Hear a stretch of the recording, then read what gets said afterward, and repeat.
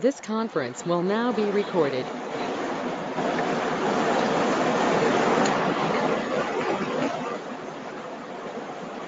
Councilor Perry, can you get in a little quieter place?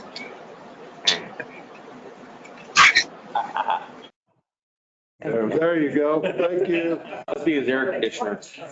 All right, we're going to call the meeting. Clerk will note the members present physically and on the phone. And so I guess we need to approve some minutes. Agenda. Oh, you want to approve the agenda? Yeah. I could skip that part today. Well, that's okay too. Okay. All right, whatever you guys want to do. Mr. Chairman, I move that we approve the agenda for the Finance Committee for Thursday, September 1, 2022. Second. Okay, got a motion, a second. Any objections? Okay, hearing none. The agenda is approved 4-0. Minutes. Mr. Chair, I move that we approve the minutes, and I think we can do them all at one, can we not? Yes. Of the July 21st, 2022 special meeting, the August 4th, 2022 regular meeting, and the August 15th, 2022 special meeting minutes. Second. Got a motion and a second. Any objection? Hearing none. Any opposition? Okay, passes 4-0. Non-action items, information. Page 12. This is our gross receipts tax for the month of August. We brought in 3.7 million. We had 3.1 budgeted. So the variance, the positive variance is 578,000. Year to date, we've got 1,266,359 above budget. So we're 21.6% above budget right now. Next slide, please. This shows you that we brought in 7.1 million in the year to date. Variance is a positive 21.6%. And with that, I'll stand for questions. That's awesome. Jane, what would that trend out to be if we stayed on that? About 500,000, about 6 million extra. Good. We're going to need it. I agree. So that's awesome. I'd like it to be 1 million, but it's 500,000 will work too. We've got some looming expenses out there we're going to have to deal with. Right. Yeah. Okay. The next is some grant activity. What's highlighted are the grants that are coming due by 6/30 of 23.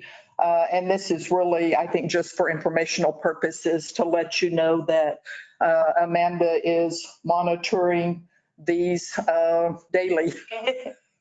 That's good. Next one. At the last, I think it was the special meeting for water. One of the items that came up was the indirect cost allocation. And this is sort of a snippet of that cost allocation. So for indirect costs, and did I bring that with me? I don't know that I brought that with me. The critical costs are fire, police, animal control, dispatch, emergency management, and something else. And I can't remember what. Anyway, their portion of that for fiscal year 23 for the airport was 385,000. For solid waste, it's 385, and for water, it's 385. The indirect costs consist of administration, finance, HR, all of the other administrative services that make that would, sort of function on a whole for the entire city.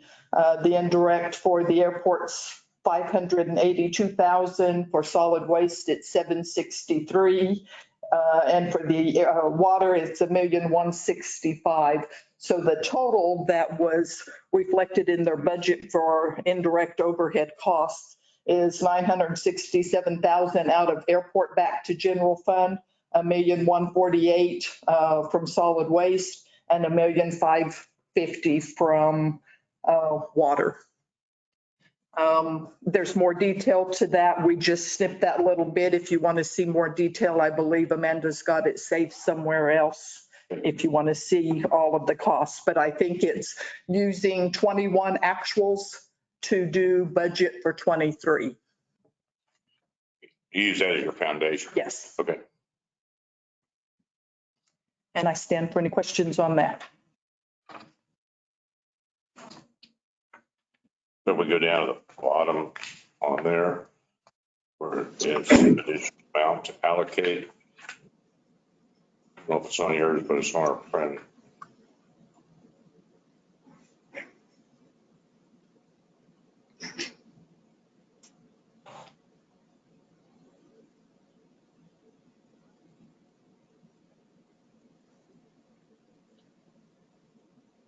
It's on page 16, Jamie. 16. You might have the right form, I may be on the wrong. Oh, well, and you do have the whole thing on there. That is comparing 22 current versus 23 proposed.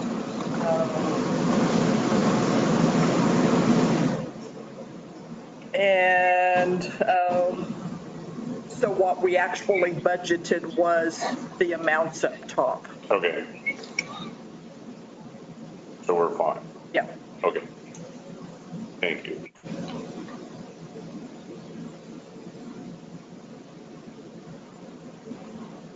That's not me. You presented to Juanita. Councilor Perry? I had Yeah, the same thing. All right, guys, given the water tax update, and I can update this a little bit. Clarion was missing a May and June final payment. They made a partial payment, but they hadn't accounted for some of the late fees and some correct accounting. I talked to Clarion. They were working with a new third-party payment system, so there was a little bit of confusion. Fortunately, a phone call or two, we were able to get that taken care of. And in the time since this report was submitted, I can report that the check was cut by the hotel on August 29th. And I talked with bookkeeping just before the meeting, about 15 minutes ago, we did get that check, so they were up to date as well. That puts us down for June 22 to June 21, 7.8% of water tax collections, but that does not factor in the Clarion check. That's going to get us pretty close to that. Our estimated rental rate from June 22 is 11% up compared to June 2021. And we're at an occupancy rate of 56% for the month. And once that Clarion number gets factored in, we're probably going to be just at or about 60%. And I'll stand for questions.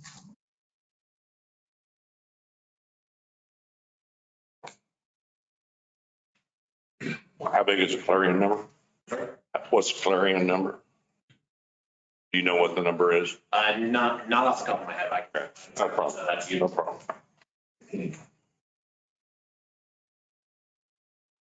What do we use as our budget? Do we budget these numbers? Or we just, they are what they are? We budget lodger's tax. Yeah. And is this above? I can't. It says for July, we collected 123,000. Am I? Go back one, yeah. We collected 123,000. Yeah, I don't see budget numbers on there. It's See budget numbers. different than the GRT is. Yeah, I'm just trying to find Ms. Moore some more money to give out. And the Clarion, that's probably going to add about 8,000 between the May and June. Okay. It's not going to do anything for the most recent month because Clarion gave me a correct form in this month. So that's how that phone call worked.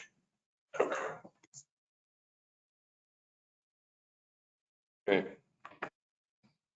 So we're a little below the previous year. But we've got some outstanding collections coming in. Right. Right. Last year in August, we had a big number, 185. Big number. So hopefully we'll get there. Excuse me, Mr. Chair, may I speak? This is Juanita. Yeah, go ahead.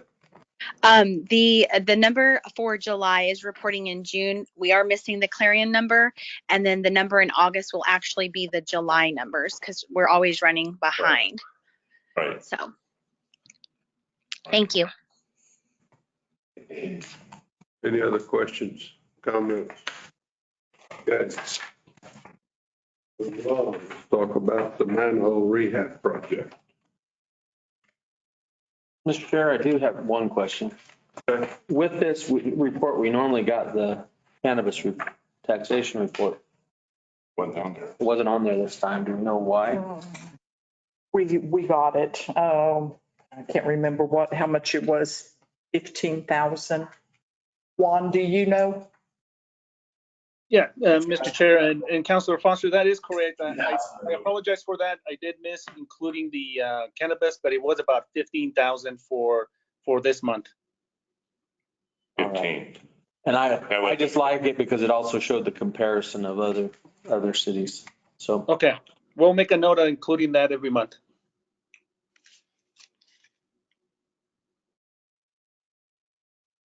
Good. What about manhole?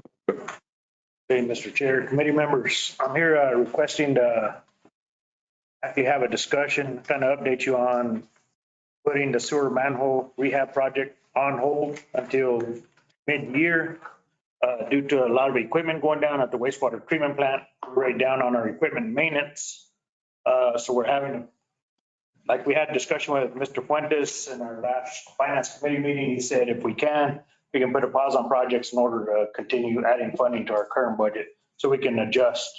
And this is just putting a pause on it. It's not stopping it completely. We can look at it mid-year, but I have a lot of equipment down. I have some invoices here ready. I have a front end axle out on a loader. That's $44,462. Some piston pump equipment for our primary sludge pumps for our wastewater treatment plant for $14,655. An auger for our pre-treatment, which is down right now, $15,946. Also, our GIS project for our mapping and everything with Sauter Miller, that was $17,000. We're splitting that between 6 departments because we were funding it up front from the beginning last year and never came to. So now we're having it shorted up between 6 departments to try to get it funded so we can continue with that project. So we're pulling $17,000 from each department to fund that. So that total just right now, because my equipment maintenance and wastewater now is down to zero, I have $92,063.75 in equipment that I need to. Plus the Sauter Miller. Well, that's including the Sauter Miller. The parts alone is $75,063.75. So the Sauter Miller with 17,000 is $92,063.75. But I mean, you've taken a tour of the plant. You guys well know I can't have that equipment down. I have to have it for operations. This equipment has to continue operating. All the solids keep flowing to the wastewater treatment plant no matter what. So it's very critical that I keep it operating. And with that, I stand for any questions. So are you requesting that to fund these with part of the 250,000? Is that what you're requesting?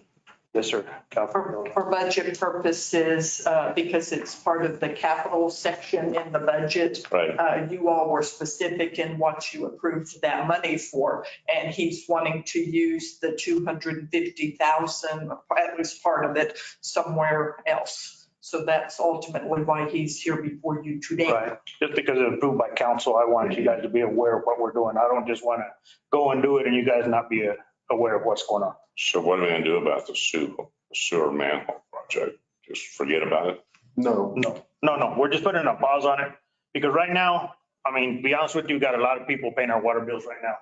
So I think we're going to get the revenue because everybody's paying now. They're catching up. We're starting to turn on turnoffs. Okay. So I think the revenue, you're going to see an increase in the revenue. So I think we'll be able to continue. That we'll be able to replenish this $92,000 back to.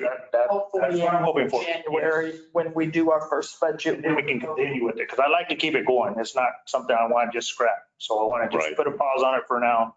We'll see how the revenues come in because we got a lot of people paying their bills now, which is going to help our funds. And I think we will see an increase because definitely there's a lot of people making payment arrangements and paying their bills, catching up. Amazing how that works. Pardon me? Amazing how that works. Yep. Well, I understand. We got to we got a bigger need right now. So Yeah. we're gonna have to do that. Cross our fingers that we catch up and look at it again mid-year. It doesn't really require action by us. And I appreciate you coming in here and being, again, transparent. I want to move the money around and let you all know where I'm moving it to. So I truly appreciate that, Elijah. Yes, sir. Counselor. Okay with it. Works. Okay, Councilor Perry, you got any questions on this item? No, sir. Okay. All right. Now, we're down to spending money. Yeah.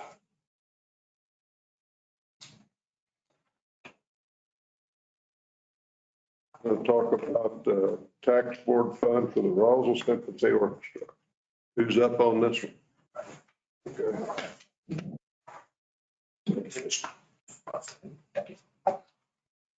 Okay.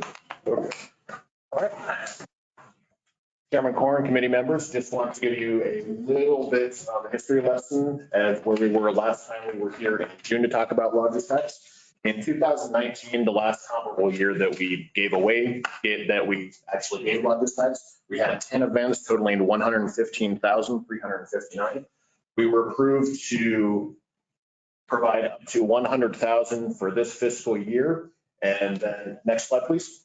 And we are doing 2 rounds. The first round, which we went through during May and June, we received a total of 5 lodgers tax funding requests. The occupancy tax board recommended 44,000.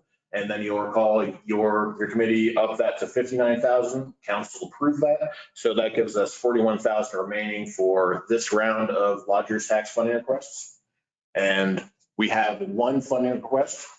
That is from the Roswell Symphony Orchestra. And we're asking the committee to consider a request to fund their spring season for up to $4,475 at the reimbursement basis of 50% of eligible expenses. The Symphony Orchestra's mission is to provide people of Roswell and Southeast New Mexico with orchestral literature by providing an annual concert season, music education programs for children and young adults. We're anticipating about 500 to 700 people attending each concert and 175 room nights booked. You'll recall that the council approved a 4,000 award in June for their fall season. And on August 16th, the occupancy tax board voted 3-0 to recommend funding the spring season for up to $44.75 at that reimbursement basis of 50% of eligible expenses. I have Carrie Moore, the chair of the occupancy tax board, joining us as well, and Sherry Perman with Roswell Symphony Orchestra, if you have any questions for anybody. And if you would like to make any presentations, Ms. Perman, the floor is yours. Yeah, thank you for having me. I just wanted to give you all some numbers. So in our recent season, we incurred $30,000 for our musicians alone in hotels in Roswell. This past spring, we had 2 concerts and we generated 194 total room nights, just those musicians, not including out-of-town guests. Let's see, this spring, we have 2 concerts planned as well that we're asking for funding for marketing. The first concert is going to be 34 orchestra members plus approximately 10 out-of-town soloists. So we're hoping it's a big draw for out-of-towners, especially in Albuquerque, because that's where soloists are from. And then our season finale is a major symphonic work, just like Beethoven 9, which we did in May, and it drew huge audience. And so we're hoping for that again. And it's an 86 orchestra member piece, which is major for us. And it also has a choir. And there's 3 nights of hotels for that weekend. So musicians alone, we're going to have a couple hundred nights of hotel rooms for musicians as well.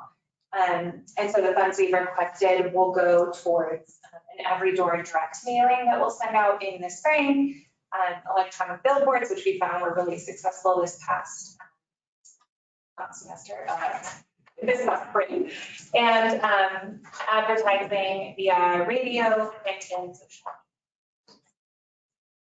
Thanks for your consideration. Do you have any questions?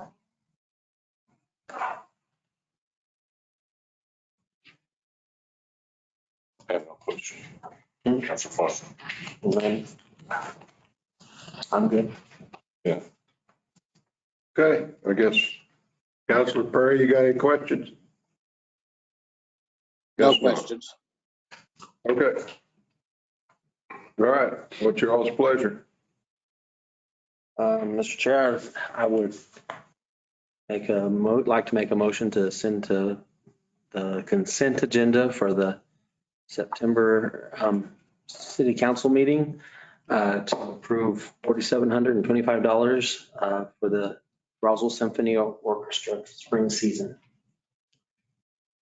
Second. Got a motion and a second. Any further questions or comments? Hearing none. Excuse me. At 50% eligible expense, correct? What was the total? Yes. Thank you. 4725. 4725 on a reimbursement basis at 50% of eligible expense.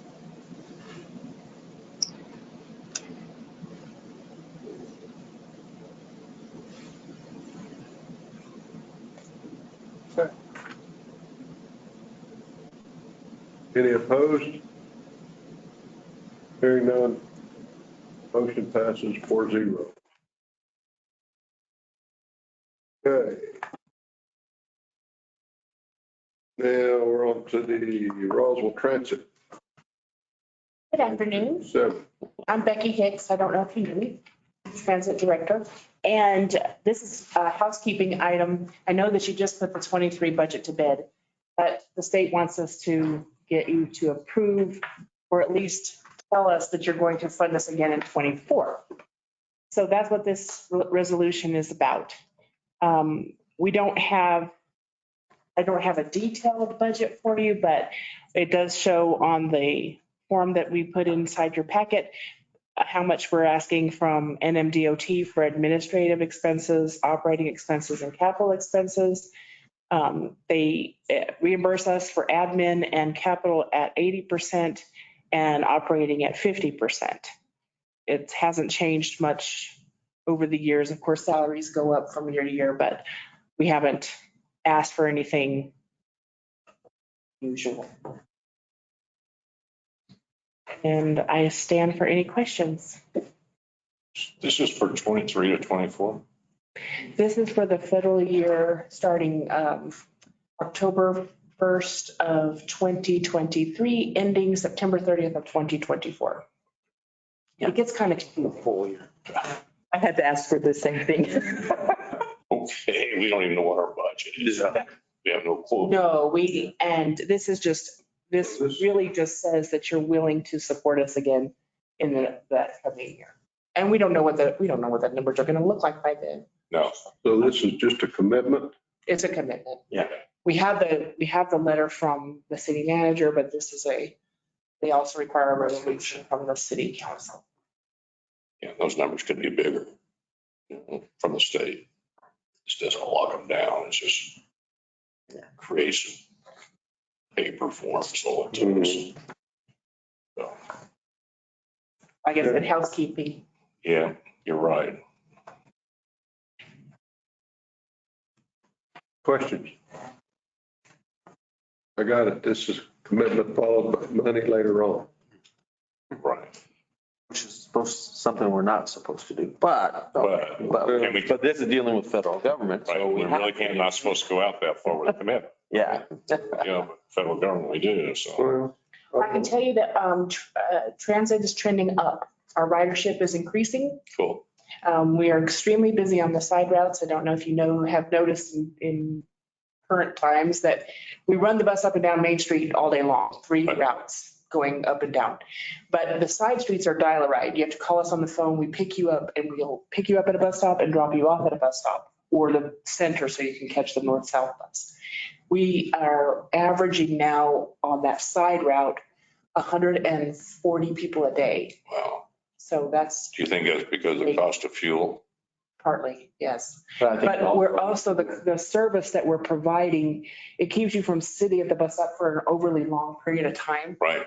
And so they prefer doing, well, so we've got 2 buses running the side routes, but also our paratransit, which is for the disabled riders. Right. When they've got a break, they help with that process. Oh, I think it's a great idea. It's been to the communities. That's great.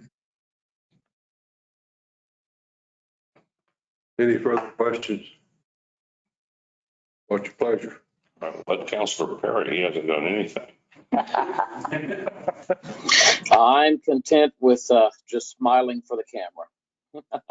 I figure if he doesn't, he's not bashful. If he doesn't chime in, then, So I If guess I you don't don't want to chime make the in, motion. I don't have a problem.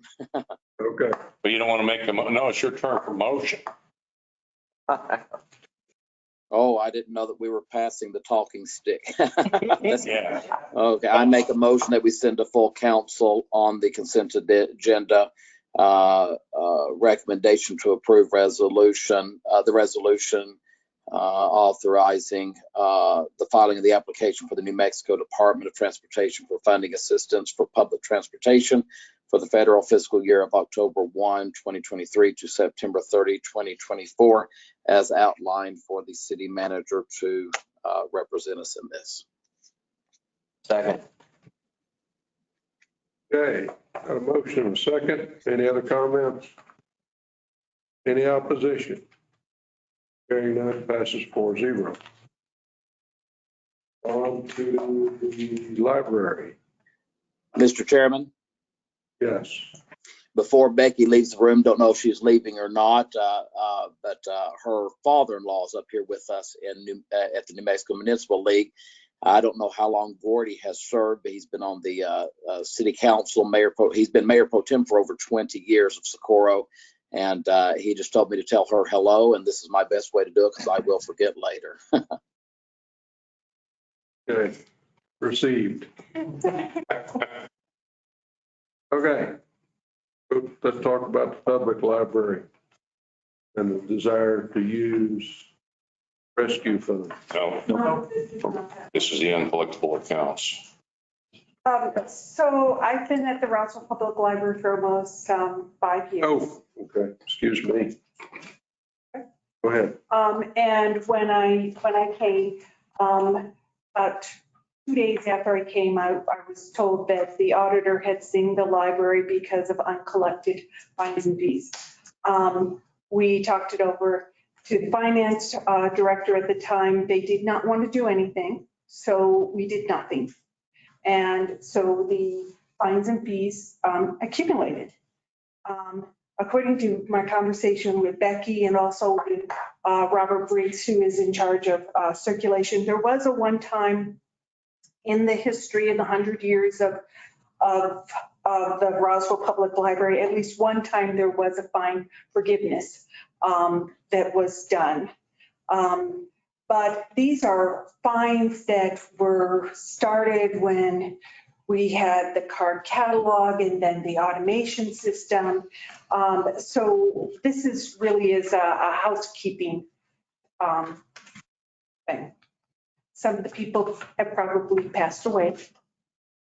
And we are not going to be able to collect some of these fines and fees. Would you like to add anything? Yeah, we're asking to do the same thing with Enid's fines and fees that we did with the uncollectible water bills. It's strictly going to offset on the balance sheet.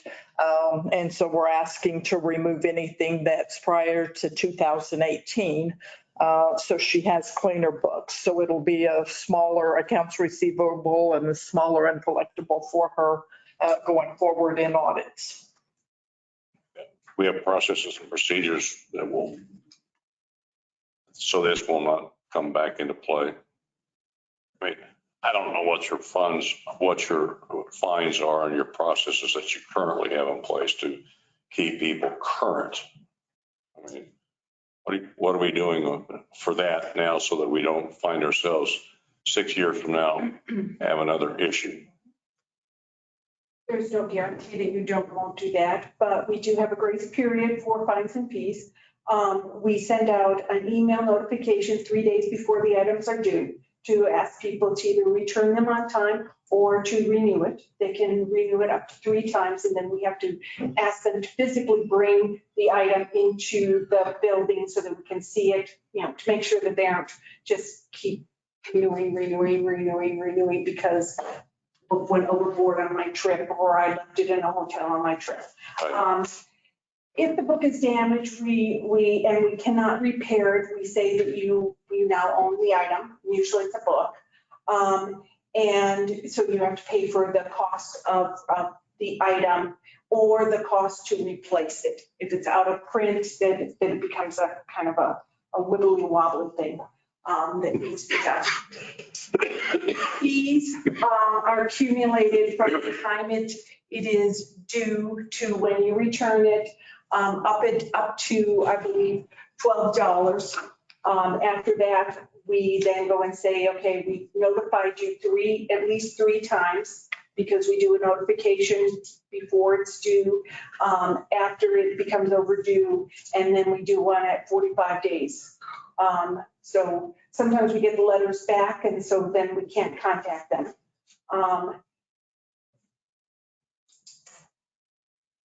So it's really, think of it as what? Goes back years. Oh, my gosh, it was before we had before we had the automation system, those fines and fees came into play. So I have no idea how old these fines and fees are, because when we got into the automation system, they were created at that time. And then from there, they can, How are we doing on collecting in our current process? What has your fee income been at the library? I don't know that, because it goes back into the general services, so I don't see that fines and fees. And I would, but I can't tell you what it is, because I don't normally look at that level, but I could get that.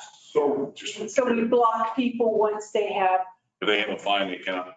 No, if they have $10 worth of fines or fees, then we block them until they get it underneath the $10, and then we'll loan things out to them. But really, honestly, I would like them to totally pay off it rather than, keep on Right. underneath the $10. So you couldn't block them at any time. Right? We could block. The $10. We could block them at any time. So not knowing, why do we have the $10 stop point? Where did that come from? Probably was before you. Yes, yeah. I'm asking, where did the $10 stop fee come? I can tell you where the $10 is probably just an internal policy thing. Somebody at some point said a $10, maybe a person walked in and said, had a fine, and they said, well, we know you'll pay it, but I don't have no cash on me today. I don't know how it got set years ago. Years and years. Would you find it more effective if you just had a stop at any, whether it's $1 or $2, right? Say, sorry, you can't take it, then pay your $2. Well, okay, so I was reading Because we're all about collecting fees in this city. Yes, when I was young, I was reading a Louise Sam kind of book, and I was reading it in bed, and suddenly the book disappeared, and I looked under my bed, and I looked on top of my bed, and a month later, I moved my bed, and it fell down on the floor. I took the book to the librarian, and I was like, oh my gosh, I get $2 for my allowance. Sometimes it goes to church, sometimes it goes to this or that. I have, this is all my, money. And the librarian said, oh, this happens to some people. They just lose their book. And I was like, oh, this is wonderful. I mean, I was a kid, reading books. We don't want kids to not read books, and we don't want parents to not check out books. And we are an educational organization, so we do want to encourage people to do research and check those items out. I do know that there are lots of things that are available online, and that's, but sometimes you have to look at books. So we don't want to penalize people. We want to have some compassion. I want to have some compassion. And so, the $10 was when they said that was it.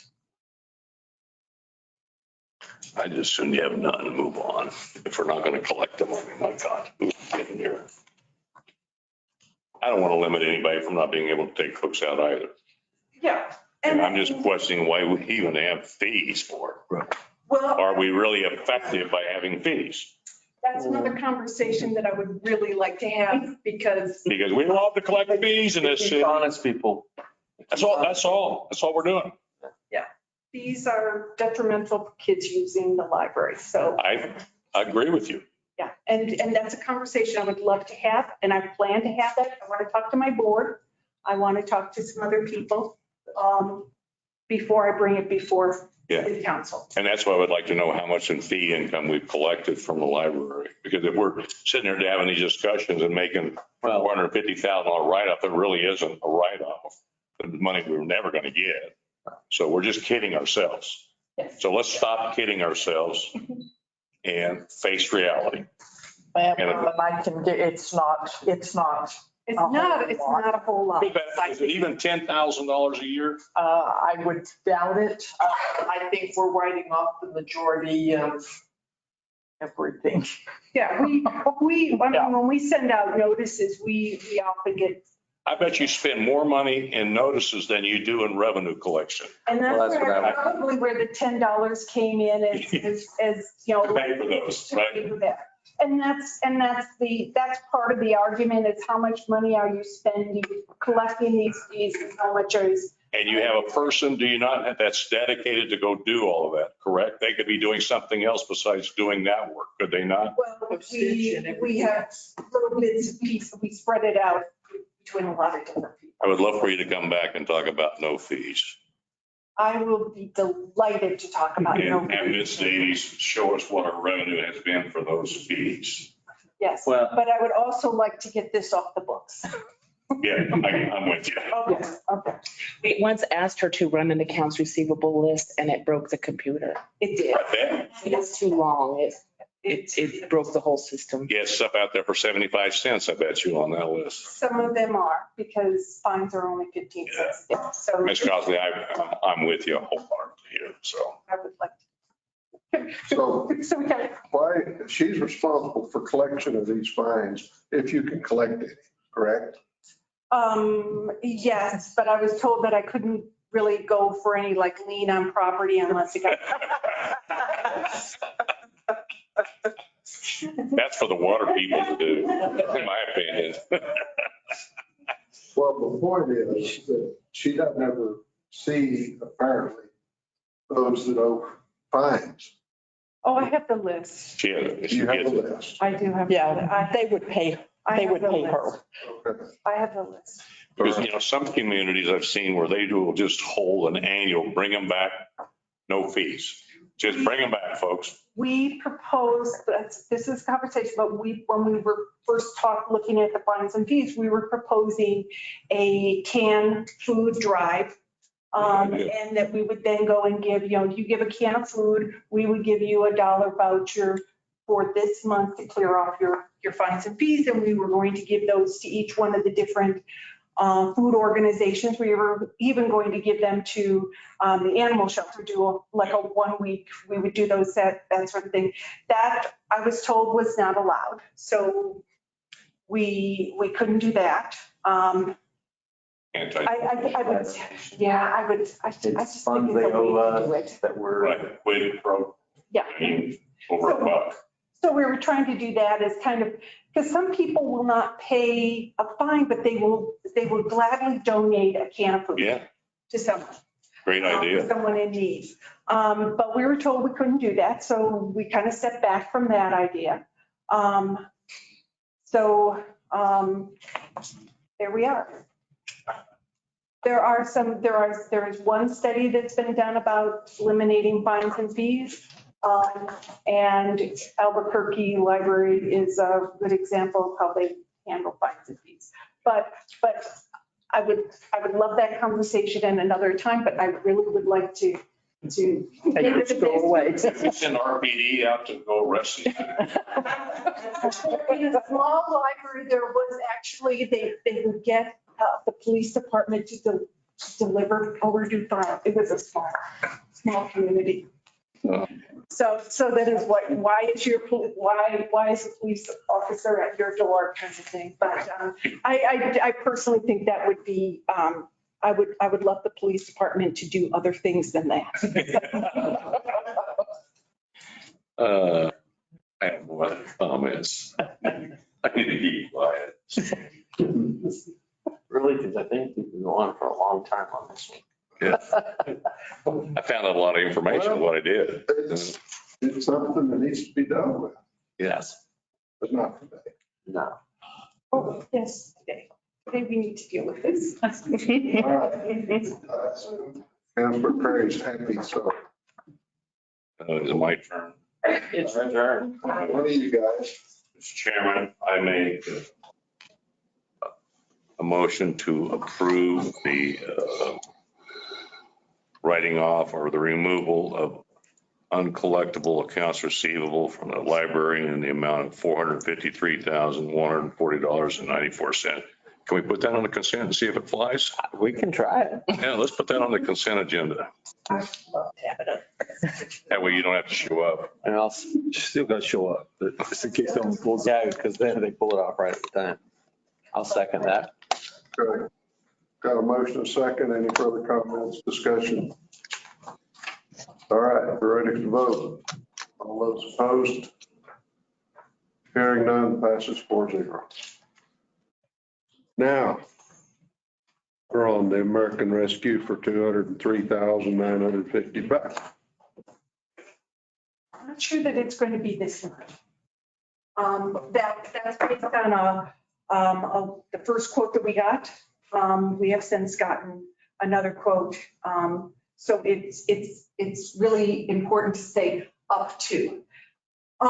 These are air scrubbers or air filters that work independently from the heating and cooling system. They're installed, that's what they look like up in the corner there. They are very good filters. They will take out viruses, pollens, bacteria. The filters are expected to last anywhere from 3 to 5 years since we are not running it constantly.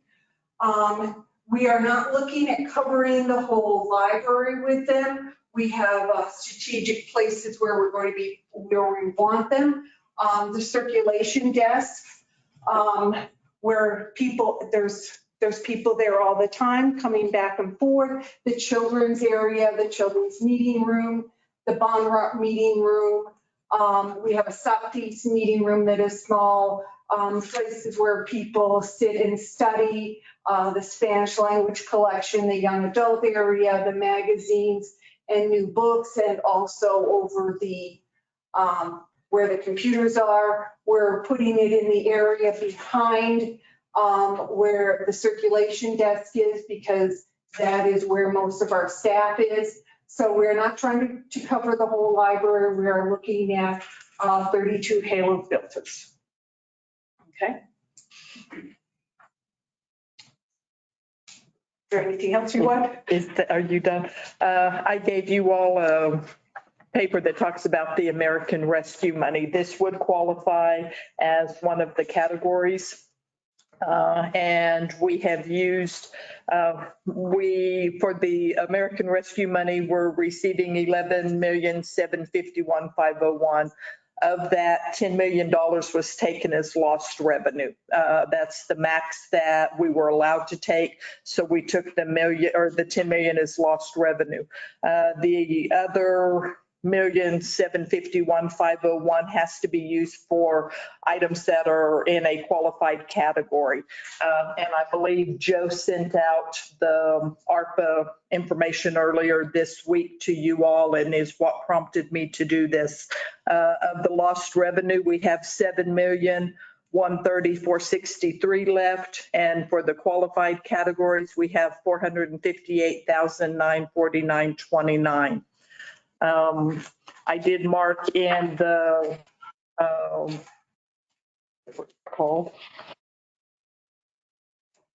the fiscal recovery funds, the overview of the final rule. In there, it states that the funds must be obligated by December 31st of 2024, and they have to be expended by December 31st of 2026. So that's the time frame we have to use all of this.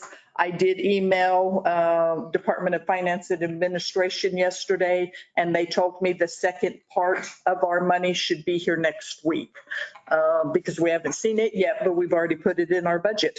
So I wanted to know when we were going to get it, and they're telling me that we're supposed to get it next week. And that's all I have on that. This project does not fall under qualified categories. This would be under qualified categories out of the 1.7. Well, Yeah, the 458. Out of the 458 that's remaining, this would qualify for that. yes. Okay. I'm not opposed to that. What I'm opposed to is dwindling the other money down. So, Well, because that other part is, the qualified is specialized in health, and this is a health. Yeah. That's one of the qualifications. right. Let me ask you why you do not want to do the whole library.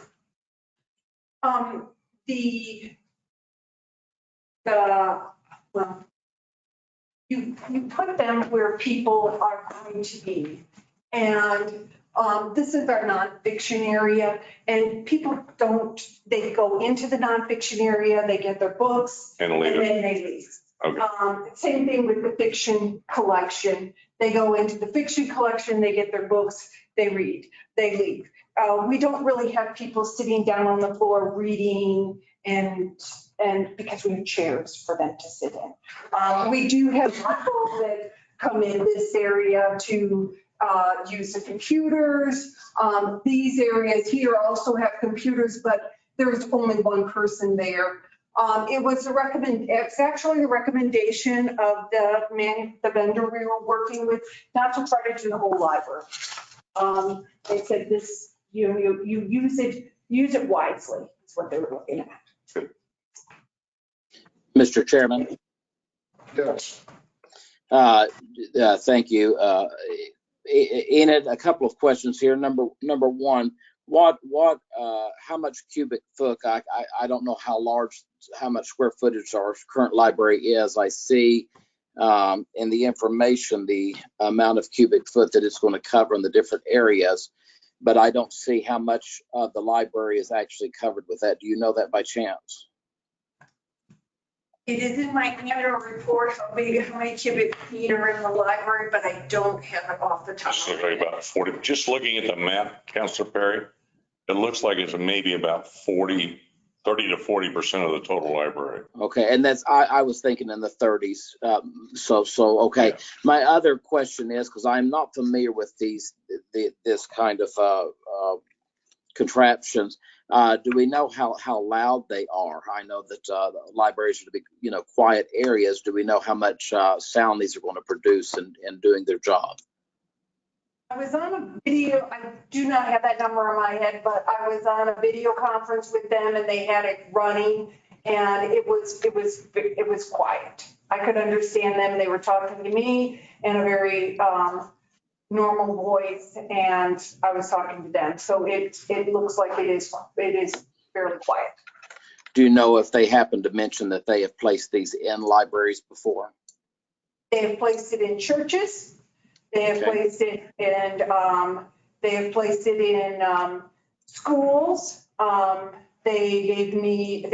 it in like after school programs. Those were the vendors that I looked at, that to see if they were doing the testimonials from the people. Okay, thank you. Thank you, Mr. Chairman. Councilor Foster.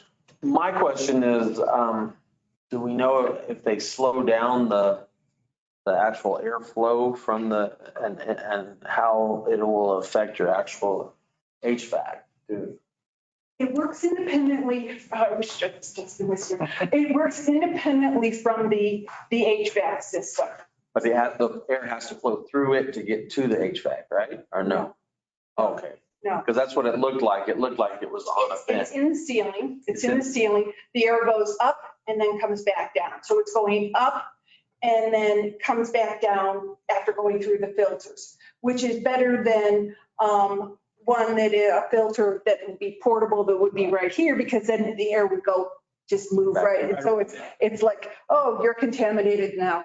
You know, think of, horrible thing, skunk odor, how it travels. You know, if you got a fan, it's going to go in a circle. This goes up and down, and which is better for making sure the air stays clean.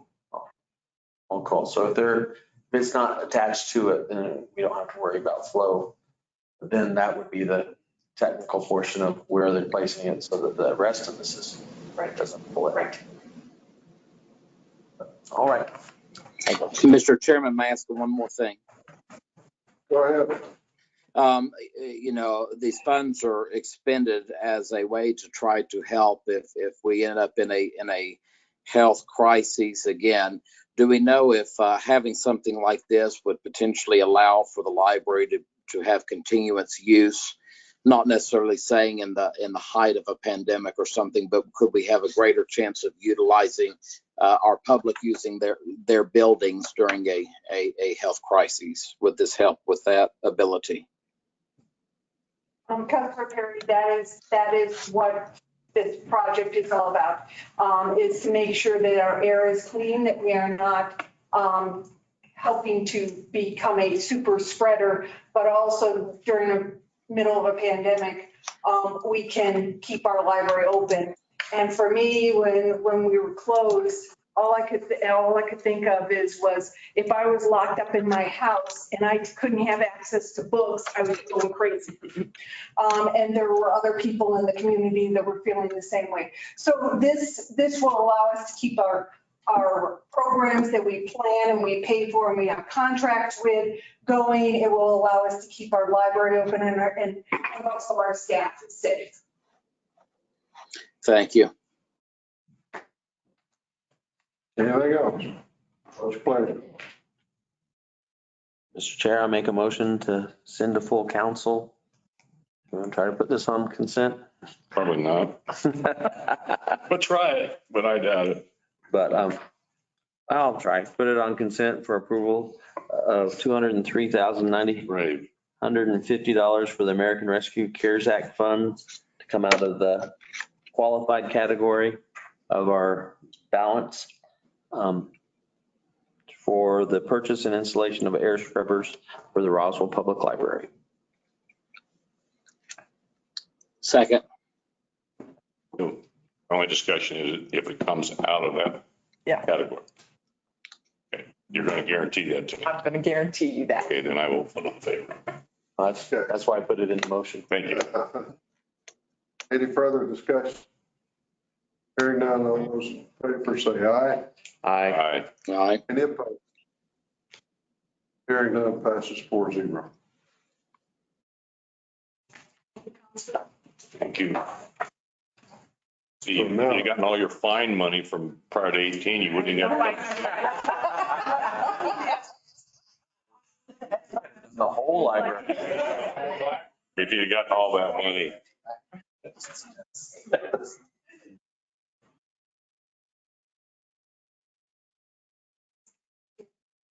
Okay, we're to Main Street. Number 1, I guess. Mr. Chairman, if it pleases you and the committee, we'll do the next two items back to back. There are 2 votes that need to be taken, but the 2 items work together, and you need to hear about the first one before you can hear about the second one. But Councilor Hildenbrand got a preview of this last week. I managed to put a smile on his face, which isn't something I'm capable of doing all the time, so I'm going to see if I can do it for the rest of the committee today. I do want to announce that what you have in front of you today is a copy of the biannual Memorandum of Understanding. Begins on page 65 of your packet. We wanted to bring this to you today. We brought it to the Finance Committee last week. Legal Committee last week. The Finance Committee will take this to the City Council. The reason for bringing it forward and having everybody take a good hard look at it is multifold, but I believe this is the beginning of a new era of understanding, a new era of cooperation, a new era of really doing something wonderful in our downtown. I am very pleased to announce that Barbara Gomez is sitting right there behind you. She is the new executive director for Main Street Roswell. She was officially, her first official day was a month today, wasn't it? Although she hit the ground running in the middle of July. She and I have been working together very closely ever since then. We didn't want a repeat of last year where it took 9 months to get forward with the professional services agreement. We were into the fourth quarter before they actually received any funding for first quarter last year. This year, we're moving much quicker, and I have to contribute a lot of that to Barbara. She has come forward. She and I together have been doing everything we can to resolve many of the lingering issues. But one of the biggest issues that we found over the past year working to, or after the past couple of months working together, is looking back previously, is we had a misunderstanding, a communication of the roles and responsibilities of Main Street Roswell, of the city, and then of New Mexico Main Street. And that's why this MOU is so important, what I wanted to bring it to you. Next slide, please. Again, Main Street New Mexico is a Main Street America coordinating program. And the money that flows from Main Street America into Main Street New Mexico and is then distributed down to the local programs. They have local partners, of which Main Street Roswell is one, that participate in the Main Street Economic Development, Historic Preservation, and Downtown Revitalization programs. And I wanted to make that very clear. That is the charter for Main Street Roswell, is economic development, historic preservation, and downtown revitalization. And we've drifted away from that over the last couple of years. We're going to be pulling that stuff back in. Next slide. Main Street Roswell, in order to them to be eligible to receive support from New Mexico Main Street, the city of Roswell is required to enter into a biennial MOU. So you're supposed to sign one of these every 2 years. Okay? It is a reminder of the roles and responsibilities. And beginning on page 66, so right after the front page, is a beginning of those roles and responsibilities. And you'll see it's laid out pretty well, beginning at section 2, requirements of the local Main Street organization. This is a list. It goes items A through M, maybe O, I think. A through O. So basically two full pages of the responsibilities of the local organization. It's laid out very well what they're supposed to do. But I also want to bring the reason I wanted to come forward to the finance committee so you understand that there is other financial obligations that the city has beyond the check that we give them every quarter for their service. And that begins on the top of page 68 in your book, page 4 of the MOU. And it's items A through E. Now, these are not cash services, but they are in-kind services. Okay, right at the very top, the local government partner required to enter into an annual service contract. We will be bringing that to you a month from today, 4 weeks from now, 5 weeks from now, whatever the next meeting is. We'll have that done. Barbara and I are going to be working hard to hash that out, adjust a few things, make sure the language is very, very clear between the two organizations. Okay, they will then item B here, coordinate planning and implementation with a local designated or appointed liaison. That would be myself. So there is a time commitment from myself. So my wages, at least a portion of them, are dedicated to working with Main Street Roswell by contract. We have a number of appropriate tools for downtown revitalization. LEDAs, economic development plans, a district master plan, metropolitan redevelopment area plans. All of those we have in place. Unfortunately, they are quite aged and they need to be updated. Barbara is already working with Main Street New Mexico to locate some additional funding so that we can afford to go ahead and put the time and effort forward to bringing forward a nice big updated but comprehensive downtown plan that will include not only our downtown business district, but our railroad district and the historic district as well. We'll put them all under one umbrella MRA, a metropolitan revitalization area, so that Main Street Roswell can work towards achieving all three areas of their charter: the historic preservation, the downtown revitalization, and the redevelopment, the economic revitalization as well. Okay, we are supposed to partner in public infrastructure reinvestment.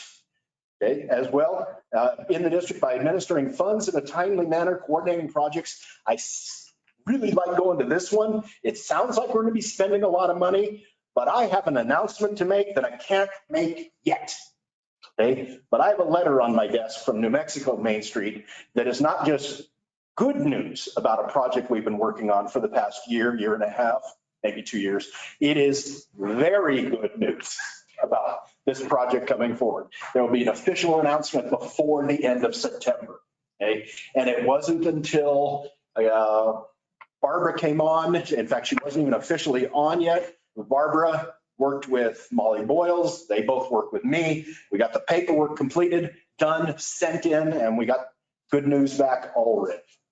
So already the new partnership is working. So there, next slide. There we go. Again, with this MOU, this is only a memorandum of understanding. There's no direct financial obligation yet.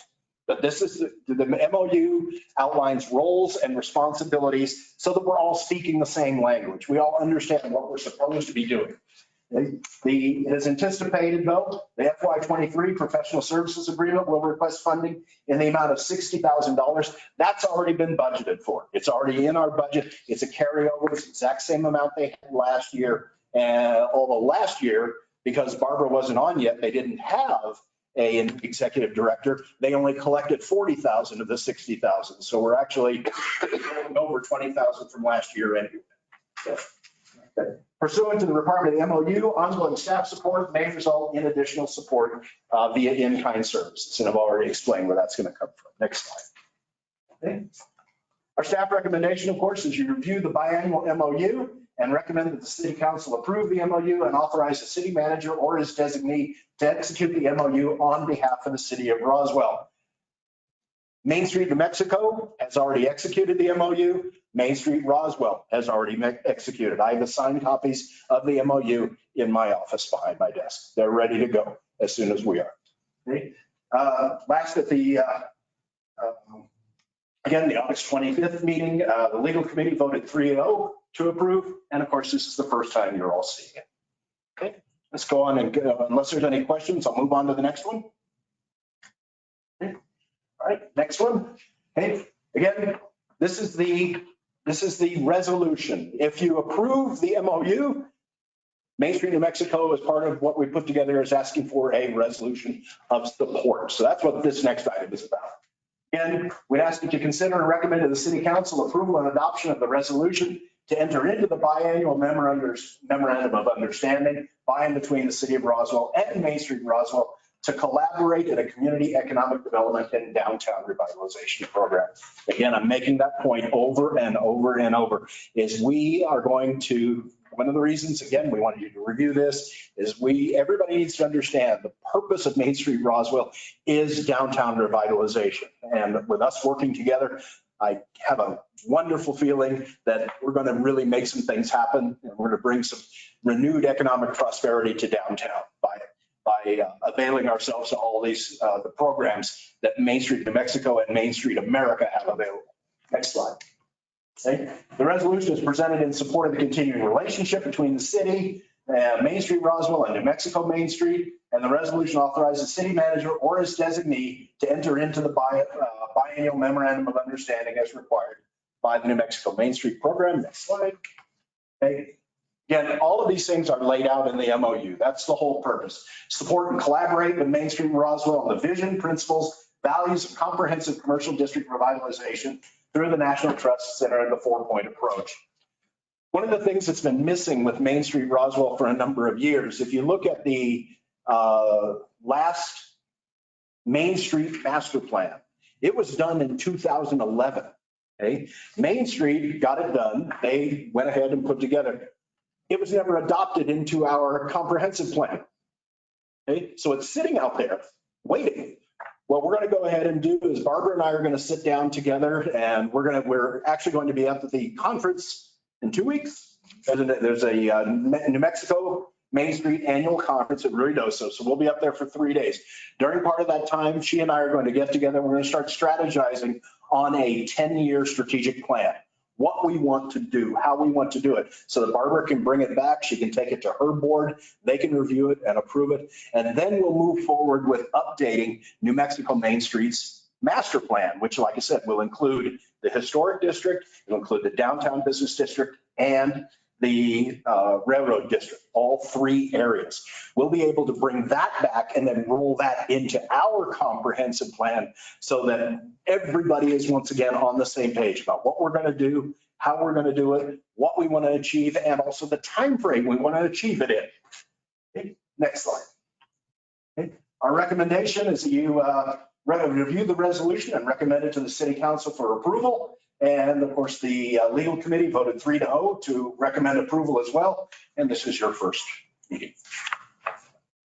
Barbara is here to answer questions on behalf of Main Street Roswell. We have a couple of the board members also here as well. And we stand for questions. Question. I'm still confused why if we do the resolution, do we have to, both of them are approving the same thing, right? The MOU. No, the MOU itself, I wanted to bring that forward because I wanted to use that as again, it's a communication tool, it's a teaching tool, it's a training tool. And within the MOU, if we authorize the MOU, it says we must pass a resolution of support as part of it. That's one of the things that we have to do. So you need to approve the MOU or recommend approval of the MOU to re-enter into the agreement. And then we are required, one of the first things we have to do is do this resolution of support. Now, I forgot to tell you though, we took that resolution of support when we wrote it out, we put it all together. I then took that resolution of support and with Barbara's help, we reversed it. So they have already passed their own resolution of support where it says basically that the city of Roswell will work with Main Street Roswell on these things. We just took it and flipped it. Okay, so the city of the Main Street Roswell program hereby, solemnly swears to work with the city of Roswell under these circumstances. They've already executed it as well. I have the sign, it's signed. Cynthia Wright is the new incoming president of Main Street Roswell. So you've got a copy of it right there. So we have 3 signed copies of that as well. When we send the whole thing back up to Main Street, New Mexico, we'll include the MOU itself, the resolution of support signed by the city, and the resolution of support signed by Main Street Roswell. We'll all be speaking the same language. We'll all be under the same type of agreement, and everybody has a good place to start the new fiscal year. Can I clarify for you? Yes. It's kind of a chicken or the egg thing. Exactly. Who goes first? Yeah. Exactly. But when you look at the wording, it's almost exactly the same wording. So it's like, if we did the resolution, it would already automatically mean we did the other. I would think. Yeah, right. But anyway, we'll do 2 items. And then part of it's the bureaucracy upstream from us. Yeah.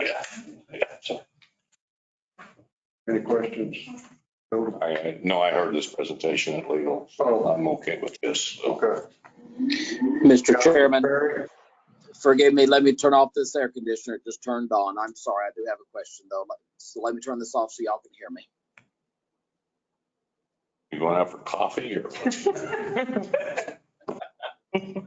Got No room service coffee, coming in? You got room service coming in? No, my question, I'm just now seeing, just had a question, just make sure I'm understanding.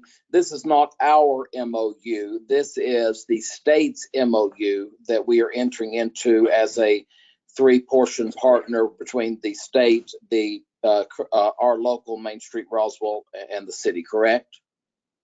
Correct. Okay, that's just what I wanted to make sure I was clarified with that. Okay, that's all I have. Okay. Any other comments? What's your pleasure? Mr. Chair, I would say that we put on the consent agenda recommending to the city council approval of the biennial MOU between the city of Roswell, Main Street Roswell, and New Mexico Main Street. Second. Got a motion and second. Any other questions, comments? Ready for a vote then? All those in favor say aye. Aye. Any opposed? Passes 4-0. Next item. Okay. Go right ahead. I will, let's try consent again. Yes, I would think. Mr. Chair, I make a motion to place on the consent agenda for the next city Roswell City Council meeting, recommending approval of the resolution 22XX in support of the biennial MOU between the city of Roswell, Main Street Roswell, and New Mexico Main Street. Second. Got a motion and a second. Any further discussion on this item? Hearing none, all those, any opposition? Hearing none, passes 4-0. Just try to keep us on our toes. Huh? Just try to keep us on our toes. Well, I want to make sure you're awake, not. Okay. Change it around just enough. I say yes, aye, and then opposed. I'm not opposed. All right. So we need to take a break. Is that what we need to do? Let's go ahead. Let's talk about the funding for the pond improvements. Who's that? Thank you, Mr. Chair. There he is. This probably won't be a consent item, but. Well, you never know. We're kind of in a jovial mood today. Well, I'm not really good with one-liners, but we'll give it a try. Okay. In May of this year, General Services asked me to kind of look at the pond development and try to see what it would take to get it open. So I had to learn a little bit more about it since this project kind of started before I got here. So the Spring River Zoo traditionally had a fishing pond, an area in the southwest corner of the property. It's approximately 500 by 300 feet of land area and water at a depth of about 6 to 8 feet.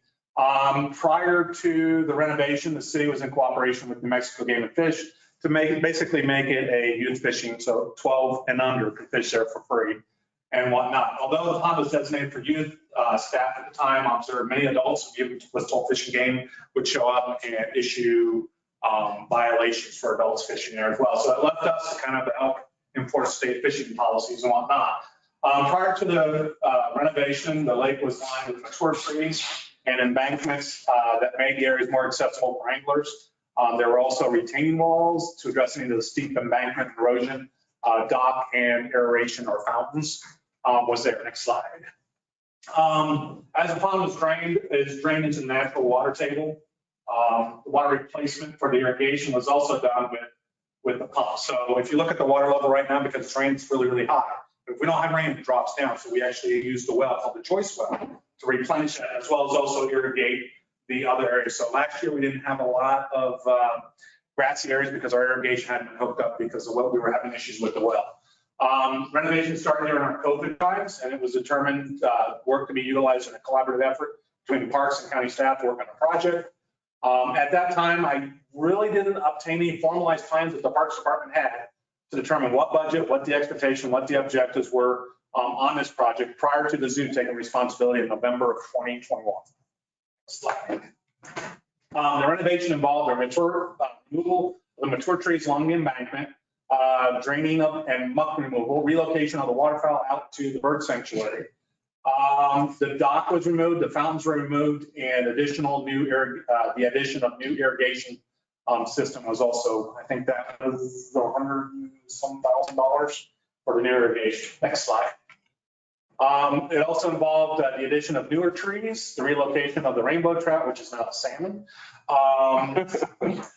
Dirt was filled in. Some of the dirt that they recovered from the bottom was allowed to dry out and they re-put in there. They reworked the embankments, new underwater aeration, which actually allows oxygen to go through the whole system rather than the top of the fountains. And then the water supply for the irrigation in the pond was now hooked up to city water.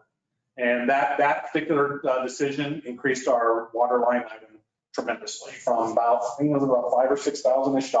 So we're helping out over here with Robert. He's happy. But we were close to 30,000 and we didn't even run that for a full year. And so there were times I was like, let's not put water in there because we know it's just going to drain until we have a solution here. So we're trying to keep it balanced. The rain has helped out a lot to keep that water bill down. Sorry, Robert. Next slide. So I was asked to say, how can we get this thing open? So since renovation, the zoo now charges admission for our patrons. Because of this fee, New Mexico Game and Fish deemed that it's not accessible to the public. And because of that, they no longer will supply the fish. In order to allow fishing, we looked at a Class A license, which is similar to the trout ponds up in Riodosa, but we would supply our own fish. And the water well was not functioning prior to renovation. We looked at some options, and to redo the well was about $165,000. We were looking at everything, but I recently talked to an engineer with Atkins Engineering.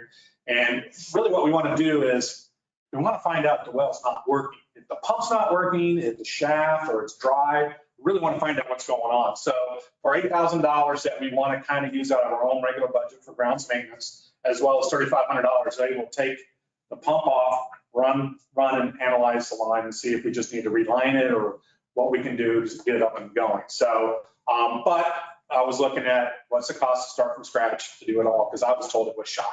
So we're going to figure out what that story is. But an interesting part was in 2018, when the zoo did our master plan, the pond wasn't even considered part of the zoo or part of that aspect. So it wasn't considered what becomes of it. So we had to figure that out. Next slide. So at the general services in May, I presented 4 options of, do we do a class A? Do we do this? Do we do that? And really what we came out to was creating a private pond for the citizens to utilize. City pays for stocking the fish, fee-based based on the zoo admission. So you come in the zoo and you can also fish. Pond designated as a catch and release. That way our fish can grow. And we teach conservation, no modifications, just basically getting the grass to grow and opens quickly. So that was one option. It's like, you want to get it going. This is the quickest way to get it going. Enclose the pond in the parking lot, return it to the youth fishing designation. State stocks the fish, opened by years in due to basically fishing and fencing and contractor's timeline in order to get the fence in and things like that, and to get that set up. Number 3 was similar to number 1, but with upgrades for amenities like shelters, safety equipment, docks. Can we make it safe for everybody and enjoyable? But that's also the longest timeline to reopen. Next slide. So the decision was made basically to provide an amenity-driven free youth fishing experience. So that being said, as we looked at how I can enclose off the area of the pond so that we can basically keep it open during staff attendance time, operating hours for the zoo, which would also meet Game and Fish's criteria for open accessibility to the public. So we're looking at basically fencing in. I wanted to say it was like about just shy of 2,000 feet of linear fence. So just depending on when we buy it, where we buy it, it's anywhere from $60,000 to $80,000. Next slide. We were looking at, do we add shelters to that? The dock, aerating fountains for more of a decorative, as well as the aerators that are going on. Water fountains, bathrooms. Originally there was a bathroom, there was a sewer line there at one point. So we thought people are going to be fishing there for 3 hours. It's best that we give them some kind of means of relieving themselves other than the trees. And so we're looking at pathways and all that other stuff. We're also potentially looking at putting in a fishing lodge, which if you've been to the zoo, we have a new kind of temporary gift shop building that we're setting up. We'd be able to relocate that down here and actually use it as a rental facility when the new zoo zoo entry area is done as well. So we're looking at repurposing that building, and that becomes now a fishing lodge. And for people to be able to buy vending machines, get out of the heat, get out of the cold, and things like that. So that was kind of how I was seeing the layout of our amenities. Next slide. Those amenities include fishing, a john boat and a trolling motor, fountains. This is another thing that really didn't happen that puts us in liabilities. We have to make sure that we have safety rings, catch poles, be able to rescue people that come and potentially fall in. I estimated that to be about 13.3 and whatnot. Estimate by, I looked online, these are actual products, real numbers. Could be saving bulk work with other things, but yeah, it's about 13.3. Next slide. Drinking fountains, amenities, benches. Really, the bathroom was going to be about $90,000 we were looking at kind of a prefab deal that we can almost just drop and play. Fountains, so I did a lot of that. That's about $190,000 for that. Next slide. But one of the things that happened in May, we had, in May, this was the condition of the land at the time. Next slide. However, with the heavy rains at the end of June, we realized that there was structural failure on the embankments. Large cracks, large erosion, and whatnot. There wasn't proper compaction of the soil and whatnot. So it really upped the ante a little bit of what we had to do to make this safe and more sustainable in the landscaping for everybody. Next slide. There we go. So I have had a few concerns about overgrown vegetation along the embankments. That's what's holding my soil together right now. And a lot of it is actually natural plants. There's a few weeds. We're trying to make sure that's there. But right now I'm trying to keep as much vegetation on those embankments to hold my soil. So Bear with us, but right now I'm trying to save as much of that dirt as I can. Next slide.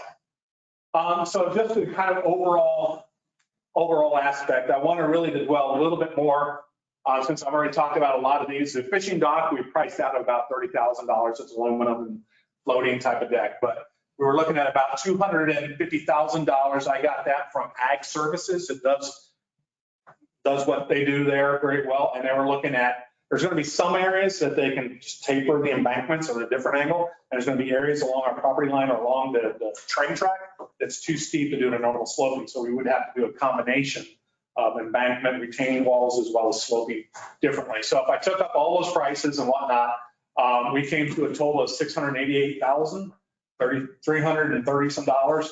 I was going to request $700, or really up to $557,000 to cover any unforeseen incidents. Because once we get into those retaining walls, once we start to dig a few things up, is my irrigation broken? Because now I have to get big equipment in there. The things that pop up that I don't know about.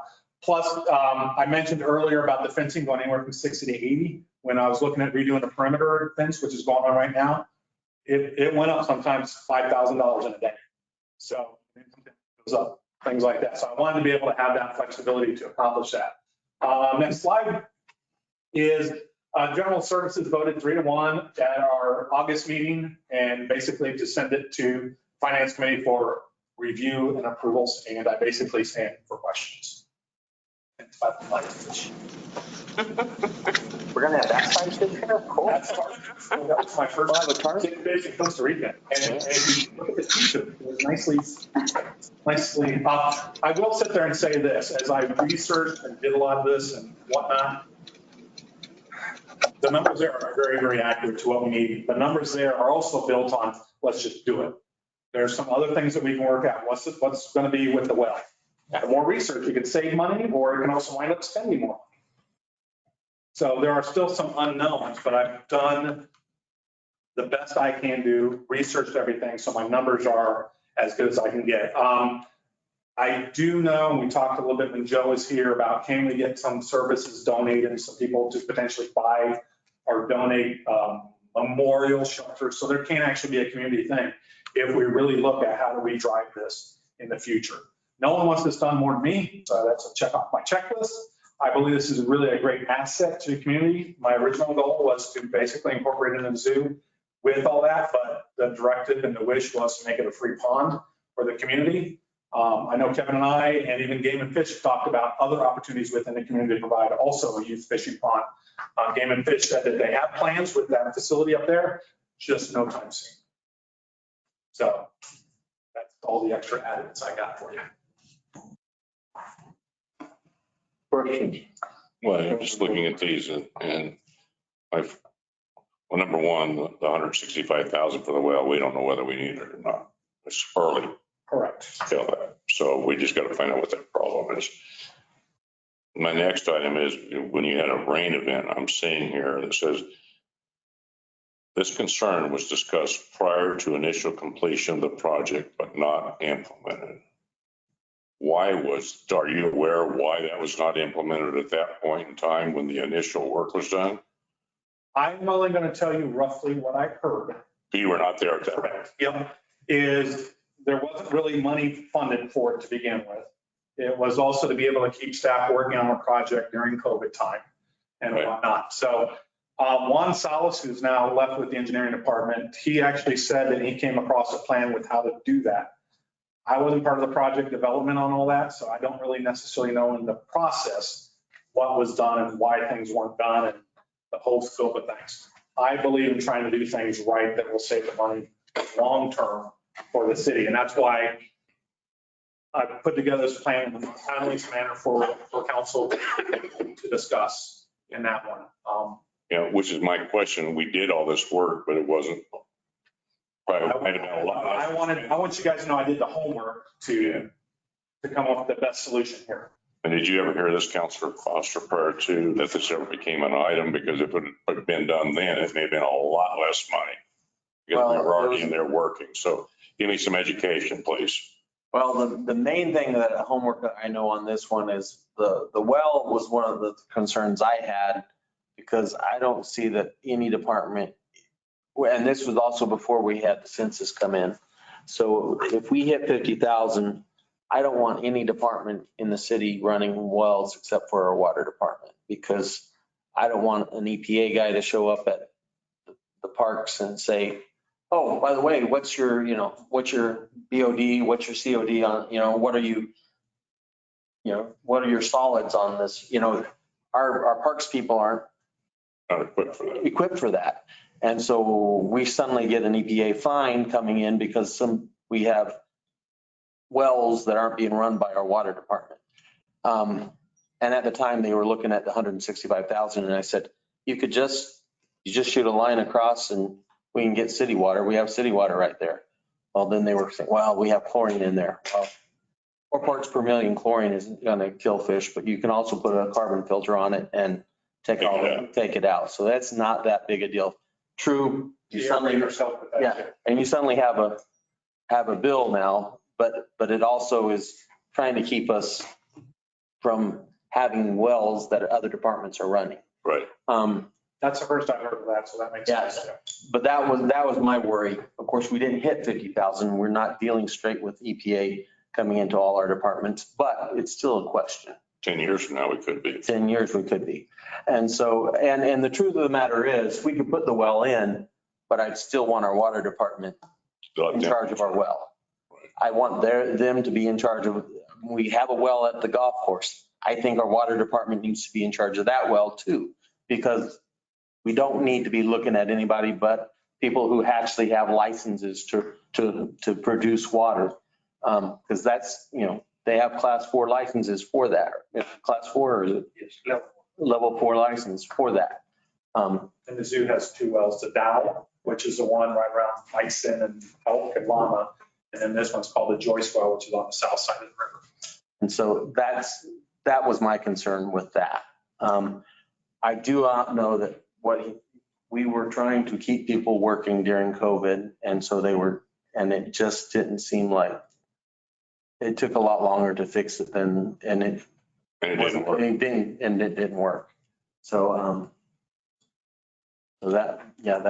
I'm not sure why all of it wasn't done right. But I learned something. And the fence is not around there yet? Yes, it's actually going up today.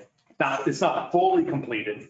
Right now, we finished, I want to say 100%, except for the gates along College Boulevard. It's only 8 foot, so you can drive by that one. And we're actually working on Atkinson, plus that little corner till we hook up to where we were replacing the fence after the pond. And then it's all based on moisture, soil, what equipment they can get to where right now. Right. But yeah, we are actively working. All the chain link fence, all the railing has been purchased prior fiscal year and whatnot. That's a USDA issue that we're addressing, and it's actually moving along quickly based on rain. So that will be a full encompassing 8 foot with barbed wire. What's your hours you're going to open that pond? It won't be total access all at 24/7. No, not at all. Not at all. So Game and Fish actually said during our normal zoological operations, if we have staff there, once we can secure up that gate and then close it off to the public, as long as there has public accessible hours at a non-fee based type of deal, which is why we were looking at how do I fence that in? And then the next thing you know, our challenge will still be, I have to respond. How many gates do I have to go through? Right. Get and respond over there. That's why I was looking at that time, was to make it kind of part of the zoo experience and whatnot. We could potentially provide all that fishing equipment for people to sit there and have that recreational experience as part of the zoo admissions if we charge fees, and that whole story as well. So I kind of did what general services and that committee wanted me to approach, and that was how I proposed meeting their objectives and whatnot. So. Could you go back on the numbers there? So the 60 to 80,000 for fencing, that's already been approved? Nope. None of the funding hasn't been approved. So this is in addition to the fencing that you're already paying for? Correct. It's roughly 3,200 linear feet of fencing just on the perimeter. Right. It goes on the zoo side, on the back side, along the river, all the way up to college and then over. And then we have a few wooden fences right now. That doesn't include that portion of it. But everything that was chain link before at 6 foot, Right. it's now going to be at 8 foot. And that's part of the project of the ARPA funding. Right. So if you want to scoot back a little bit more, we're actually, keep going. One more. That one.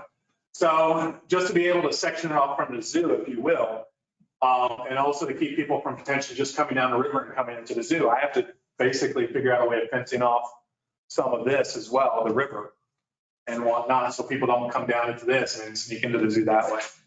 So that's why I'm trying to fence off this river. And really my long-term goal is potentially fence off the whole river and allow it to flow for potentially EPA issues or water flow issues as well. So if I can fence off that river over time, then I don't have to worry about when I have a big flood event, all my gates right there being damaged and potentially being an egress into the zoo. So I'm using this as an opportunity to also make that a little bit better. So you're willing to take that. Can you show me on the map where you already have fencing? To right here. So the 8 foot, all this is going in today. Not today, it's going on right now. Yeah. To about right here, this is already 8 foot. And then when it makes its turn this way at the bottom, the southern part, that's all the old fencing that will also get replaced, as well as then we come up here on this side. And all the red line is where you're The gonna. red line would be new 8 foot fencing. Because if I made it. And the entrance is gonna be in that little slot in the middle. So our previous southern parking lot right here, which we don't use, would then basically at the start of our operating hours or staffing hours, we could open that up. People would be able to park in there and then use that bridge. Gotcha. Run across. But now the zoo access bridge is way over here on the other side of Longmore to be able to get to this side of the river. Yeah. And probably what I would have to do too is also, if you will, make this a covered bridge. So either I can make it decorative or just chain link fence over it so that people also don't go into the zoo that way as well. And like I said, we could potentially keep it open till sunset. We just still need someone to go there and close the gate and lock it up. And run people out. Yeah, but then by the same token is I have people within the area. And you know, how easy is it for them to jump the fence and how many fences I'm gonna have around everything over there as well. Trying to eliminate fencing. But I'm still kind of confused with the U. Because don't we already have fencing? my goal is to fence off the river too, so people don't go down into the river. Okay, well, I can see that possibility as a problem, but I mean. We need that. But if you use the fencing for that U and came across and fence. So people come here, they go down in here and come into the zoo. Excuse me, on the far side of the parking lot, he's already got that blocked off, so let's just do that. Well, I don't see what you do. my statement is, I don't see what you do. this fence, put it here, all the way out, then. Yeah, this goes back to, this is the shortest distance right now for purchasing fencing. Because if I go this way, I have to do it all the way. And then remember, this is also going to be part of the zoo because of the train too. So if I do it, I have to go both ways. I'm not opposed to doing that. I'm just trying to figure out the cheapest. Right now. Because that's I have that in mind. Yeah, we need to see the whole master plan. That's why. Thank you for asking that, because that's me trying to do it with the best bang for the buck that I can. Anything else, John, real quick? I've got a quick question. You mentioned stocking trout in summertime. Is that water stay cool enough for the trout habitat? No. The issue comes down to is the state provides us with correct me if I'm wrong, this is historically, provides us with trout in the winter months. Okay. Catfish in the summer months. What happens in the summer months before the catfish get there? All the trout die. Yeah. Yeah. How about that? So then we have to clean up that mess. Yeah. And whatnot. My goal was, and we can still potentially do it if we make it a catch and release, to have bass, crappie, catfish that grow as a catch and release scenario. Now it's under our responsibility. We don't have, and correct me if I'm wrong too, I think it was 4 times a year, inland fish would dump fish. Right. Yeah. But if we were to purchase them, I kind of did some pricing, and it's all about numbers and blah, blah, blah. But I was looking at about $30,000 for fish that eventually grow, and then you get that legendary fish, which is kind of what I was thinking is if we do it ourselves, it still may be years. You go down to, and I went down to the bird sanctuary, and there's catfish and bass. I don't know when they were put there. They just actually showed up, but they're still small. They're still not catchable size. Yeah. So the state wants to provide it. The state's only going to provide us with 2, and they don't do catfish fisheries. They have to bring it from somewhere else.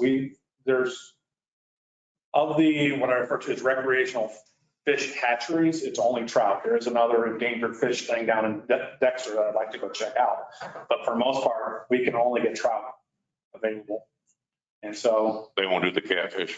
No, I think they'll still provide the catfish. It just doesn't. They just bring them in from somewhere else. Yeah. Right. So from that aspect, getting fish from the state can be cheaper in that regard. But by the same token is now I'm required to have to play game warden once in a while to help them out because and I think you mentioned too, is like there'd be grandfathers there with kids running around and grandpa's got 4 hooks in there and the kids are out frolicking around. Right. And the whole bit. So I like to fish. I like to be able to fish here with my son. It's just from what Game and Fish said is you can cast out for your family, for your kids. You can't reel it in. You can't pull it off. Kids. Are they going to send an officer over there and let them sit there? They have in the past. Yeah. Yeah, when I was a kid, they'd come by. And what do they do? What's the penalty when they find it? Because Whatever the normal penalty. they will put that penalty on the individual. Yes, on the individual. I used to, some of those cases when they make a raid. Yeah. And the fact is, when Clovis has Green Acres Pond, they had some people there that had, I think it's 17,000 trout in their freezer from Green Acres Pond. The guy was, yeah, it was amazing how much they fined them for too, but. Yeah. Well, We'll break the it rules. was yeah. Well, fish size, if I understand it, is based on the number of gallons of water that's available to each fish. So if we don't keep a constant level. Which is why I was thinking that we could do a catch and release. I know the Optimist Club, they do like fishing tournaments every so often. My deal of it was if we partner with future groups if we partner with groups in the future, we could have derby days. I could talk to Game and Fish, maybe they can change it to where we would be a free access day or week. We can work those type of things. But for the most part, we'd be a Class A type of deal, and we would regulate how many fish would come and go. Hey, I got too many catfish right now, so let's catch a few, feed them out to the, let some go home on certain days. So I'm not the best lake stock manager, but that would give us that option as well. Well, I'm not opposed to, kids, when they catch a fish, they want to take it home. Yeah. I believe, I'm not a big catch and release for them, but for sports fishermen, yeah, catch and release. So, Well, sports fishermen on a I pond. don't think that's sports fishing. Well, but if you have the potential of putting blue catfish in there, but that goes back to if you're catching and releasing, you have the opportunity to catch those trophy fish, take your picture and put it back in. But that's not the thrust of what this pond was ever intended to be. Now, and I'm saying. This pond was intended for children to go and fish and have a fishing experience that they don't ever get or will never get anywhere else. And I can't. So I want to maintain, I think the city wants to maintain that as this park. Yeah, if you read the history of the zoo that I sent out earlier, I think it was in the 60s or something, that's when it kind of got designated for youth fishing. Yeah, and I think that's what we're going to maintain. We want to maintain the integrity of that, so. Right. You just need to run more city water through. But here's also. We got another pump over there, you said. So if you want to still Another maintain well. youth fishing, just to let you know, if we do the Class A for $100, we manage it ourselves. The ability for you to fish, I to fish, people from out of state to fish without a license, that's on our control. So now more people could fish there with their friends, family, and a whole bit and experience it. And like I said, then that comes back to, I think Councilman Moore said, like to catch them and fry them up. Okay, there's a little bit of both. I see both sides of it. Yeah. So Catch I and release. like the idea of more people being able to use it to fish. Yeah, it's A lot of them get damaged. family experience. Yeah. Well, there's some things that if you catch and release, I forget now, but if they've got really black tail fins, trout, Yeah, you might as well keep them because they're not inside much longer. right. Yep. You're right. There's some protocol. Right. And we can also revisit it to do these in sections too. Like, let's look at the well and then let's fund the well. Let's, turn it over to Robert. Mr. Chairman. My question, Go ahead. excuse me, my question on this well and the one at the Of course. at the golf course. The water license belongs to the city of Roswell, so we can just do a transfer to the water department Responsibility. with those, and then it turns the responsibility over to them Sorry, Lawrence. instead of the individual. I know you're happy to hear. Oh, we can. Well, need the funding. I mean, right now. No.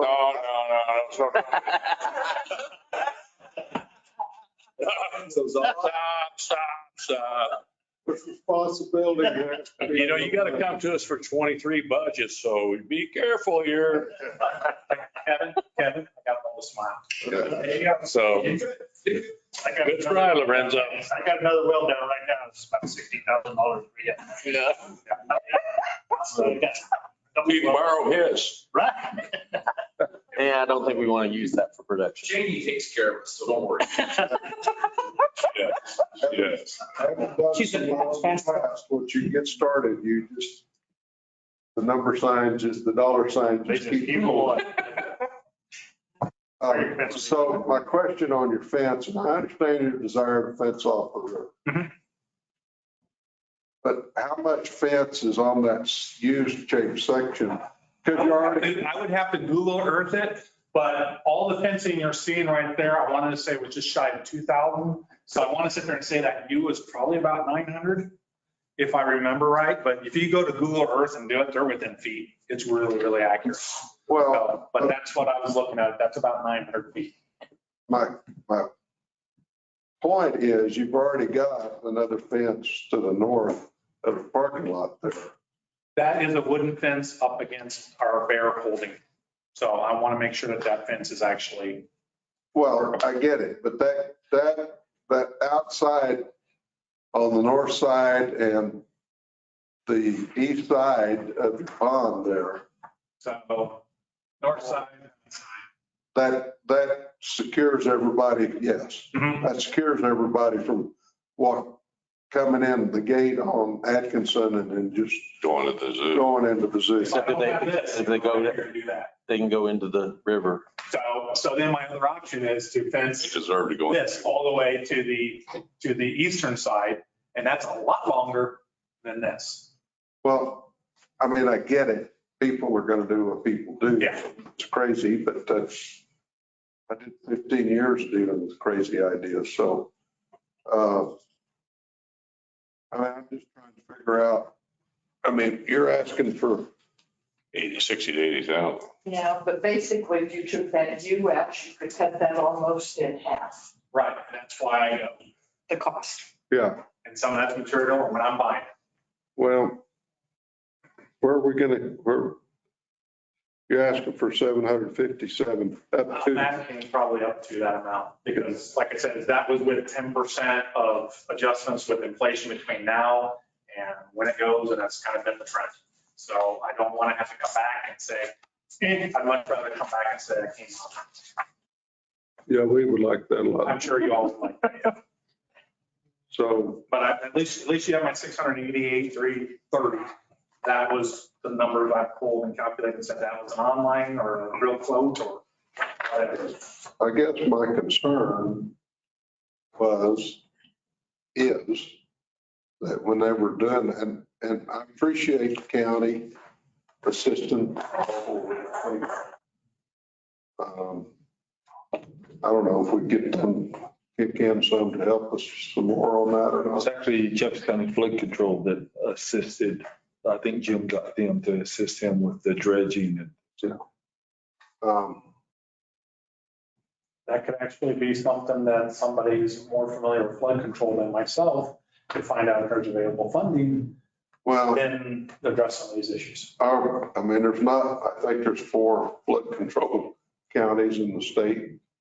To my understanding, small number. Matter of fact, when it came to, every time we go through this, whenever we get a new flood commissioner, that we got to go through Santa Fe and everybody go, you want what? I mean, they changed people up there. Nobody knows what. Yeah, one of the things I found out during this, when this was all done, you can dump the pond and there's a valve right here that's rusted totally shut. We can't get it open and the whole bit. But if I was to drain that again, I'd replace that valve. So when we know we're having 3 inches or we know there's a rain event, I did this in Mississippi right before hurricane. I was able to dump that pond and part of flood control, then it would be able to absorb some extra of the groundwater coming in. So that would allow us to also act and help these guys out to keep the flood waters down, because I'd be able to dump that at least to where the water table's at and then get back filled with water from the storm. But then you also have runoff, which you'd have anyway, and whatever comes off the street could then kill a fish. So I did my homework. So Valves are a problem like this. yeah. Yeah, but that would have been one of the things I would have looked at, because apparently they had to pump it up and over. And I never want water to, because apparently it's happened, water's gone from the pond into the river and you just potentially put a crack in the dam. So I can at least make the effort of dropping it before it flooded down. It'll erode that side of your pond. Yep. I've seen it happen. Well, okay. What do you want? Yes, sir. Councilor, or Mr. Chair, these are many different items that he's asking for. Not all of them are connected. Maybe you believe they're connected, but I don't think all are connected. What I would really like to see is how this all fits in with the master plan of the zoo. And where does this fit in with the master plan of the zoo? And I'd really love to see this pond back in usages. So I mentioned in 2018, this was not part of the master plan. What my vision would be is to complement the land that's already there, use it as a potential waterfowl, or even section off some of it for waterfowl, make it kind of a little bit of a park setting, or even a rental space if we have all the lighted fountains, if we could do something at night there. Right. And the whole bit. It's not to say you can't do fishing there, but I don't really have a place to do a decorative waterfowl. If you've gone to other zoos, you've seen a spot for that. And let's face it, in the fall, it's got thousands of geese and stuff. There's geese, ducks. But if I put swan there, they're more apt to also chase off. They're more territorial. So there are some things I put in there to help reduce flybys. No guarantee, but there are certain more aggressive waterfowl that can chase off and claim it as their own territory as well. And a few swans keeping the geese out, because the problem about it was that. Swans get mean. Oh, yeah. They get mean. But, Going back to my point that we know how tight the budget is right now, the lack of additional funds, that we postpone this until mid-year and we see where our funding is.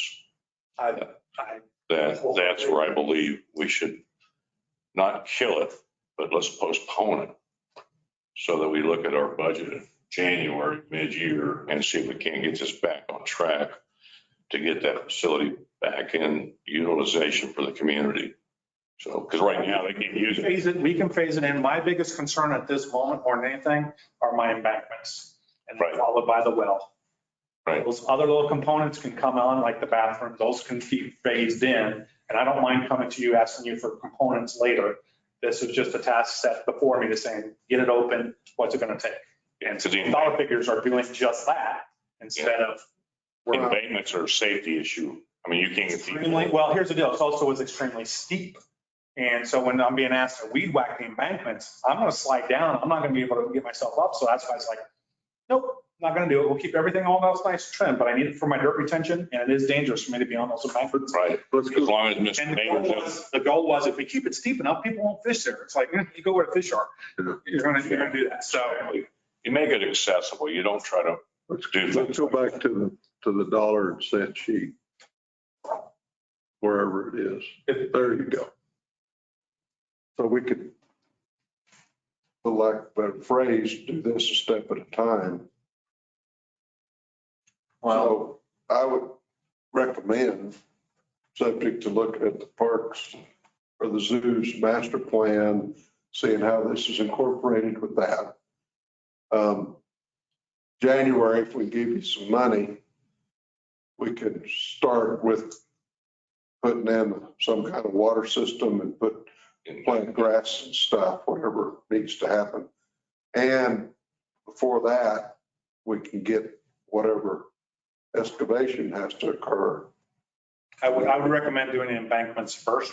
Yeah. If I'm gonna go grass, it'd be good that I had a stable No, you got embankment first. number one, you got to get the ground ready first. Yep. Then you got to put your water system in, and then you can plant your seeds. And we have the seeds. Okay. I think that's probably a worthwhile way of looking at this project. You've already, I guess, found the money or whatever to get your fencing done. Yeah, that happened at a vote at the January council, full council meeting. They approved 120,000. So it was just shy of $60,000 for material, just 58, 59 for installation. And he's talking the perimeter, not Yeah. any fencing associated with this. Oh, Not the 60 or 80,000. No, all right. So we can do that at a later date too. Okay. I got it. I got a picture in my mind now. 60 80 though, can you do that? Oh, Wells could actually. I did, actually what I did was, We have it. Yep. Maybe we just plug that sucker. needs to be looked at. How many acre feet are assigned to that? Well, I have to look into that because I need to find that out. yeah, we need to know what we need to do. Because you can't just transfer. I mean, if you got 5 acres, 15 acre feet. Yep. You just can't transfer that out to the fifth field without taking a big penalty. State engineer, are they real proud about taking theirs off the top? Yeah. So that's a consideration too, Councilor Foster, is that we don't use it over a period of time. State engineer can just come down here and take the whole thing. Right. I mean, it's kind of a murky deal. They haven't done it, but they have the authority under state statute to do that. We need to close that line. Close that line for you? Bit. You look like you got stripes on your face. It might also be worth getting the Conservancy District Yeah. over to help us take a look at that. So we need to get somebody to check that out, see where we're at. Because they have all that new stuff. They might be able to look at it for us. Yeah, we can definitely get an answer for you guys. Well, and like I said, is I want to use our budget to get the engineering, get the contract, pull it up and drop the camera down there. So at least now we know. I've already planned on trying to get a PO because I was waiting for this conversation. Then I can get a PO next week opened and get, at least we know where we stand. If it's just like, hey, just need a new pump, that's $45,000. Well, is that a submersible? So we'd have to take a look at it. I mean, they're gonna have to go and inspect the well first off. We have companies come in and do that first. So that- Well, has it got a submersible pump in it, or do you not know? Or we use more turbine pumps sometimes. The turbine pumps. Yep. It is seized. We've had keys come out and look They're at it. smaller turbine pumps, but they're turbine pumps. Well, get ready to replace the bulbs if you don't have to rely on the whole. And I bet you'll have to rely on the whole thing. Does anybody know what the quality of the water is? Hopper told me it registered as high in sulfur. Yeah. It's a lower. Because I had a well just not very far from there. It'll grow Buddha grass if you water it at night. If you water it at daytime, it turns white because of all the mineral. So I know that kind of like Hager, when you go down to Hager. It's a brine. That water down there is really nasty. Okay. So postpone. So what I've got, Councilor Perry, you got anything you wish to say? No, sir. The only question I have is if we're postponing all of it, I just want to, and I know it's just a matter of what, about 3 months till we relook at this. with any other major rains, is there anything we potentially need to be doing to ensure that at least what we have is not going to be worse off by then? I don't think, I do my best with vegetation. I think the damage is already done from what I understand because when the water comes in, it's not eroding. It's not necessarily a rain event eroding away. There's some. But from what Juan Salas is actually sitting there saying, it's bottoming, twisting from the bottom up. right. So that's what's causing those cracks. And so I don't think there's anything we can do there without tackling it all together. All depends on what Mother Nature does. I understand and I agree with that. And I'm certainly not an engineer and know what it takes to not make it worse. That's the only consideration. I just want to make sure that we're keeping an eye on it. So if things do get worse and there's something that we can do to at least retain what we have, that we can at least have that consideration.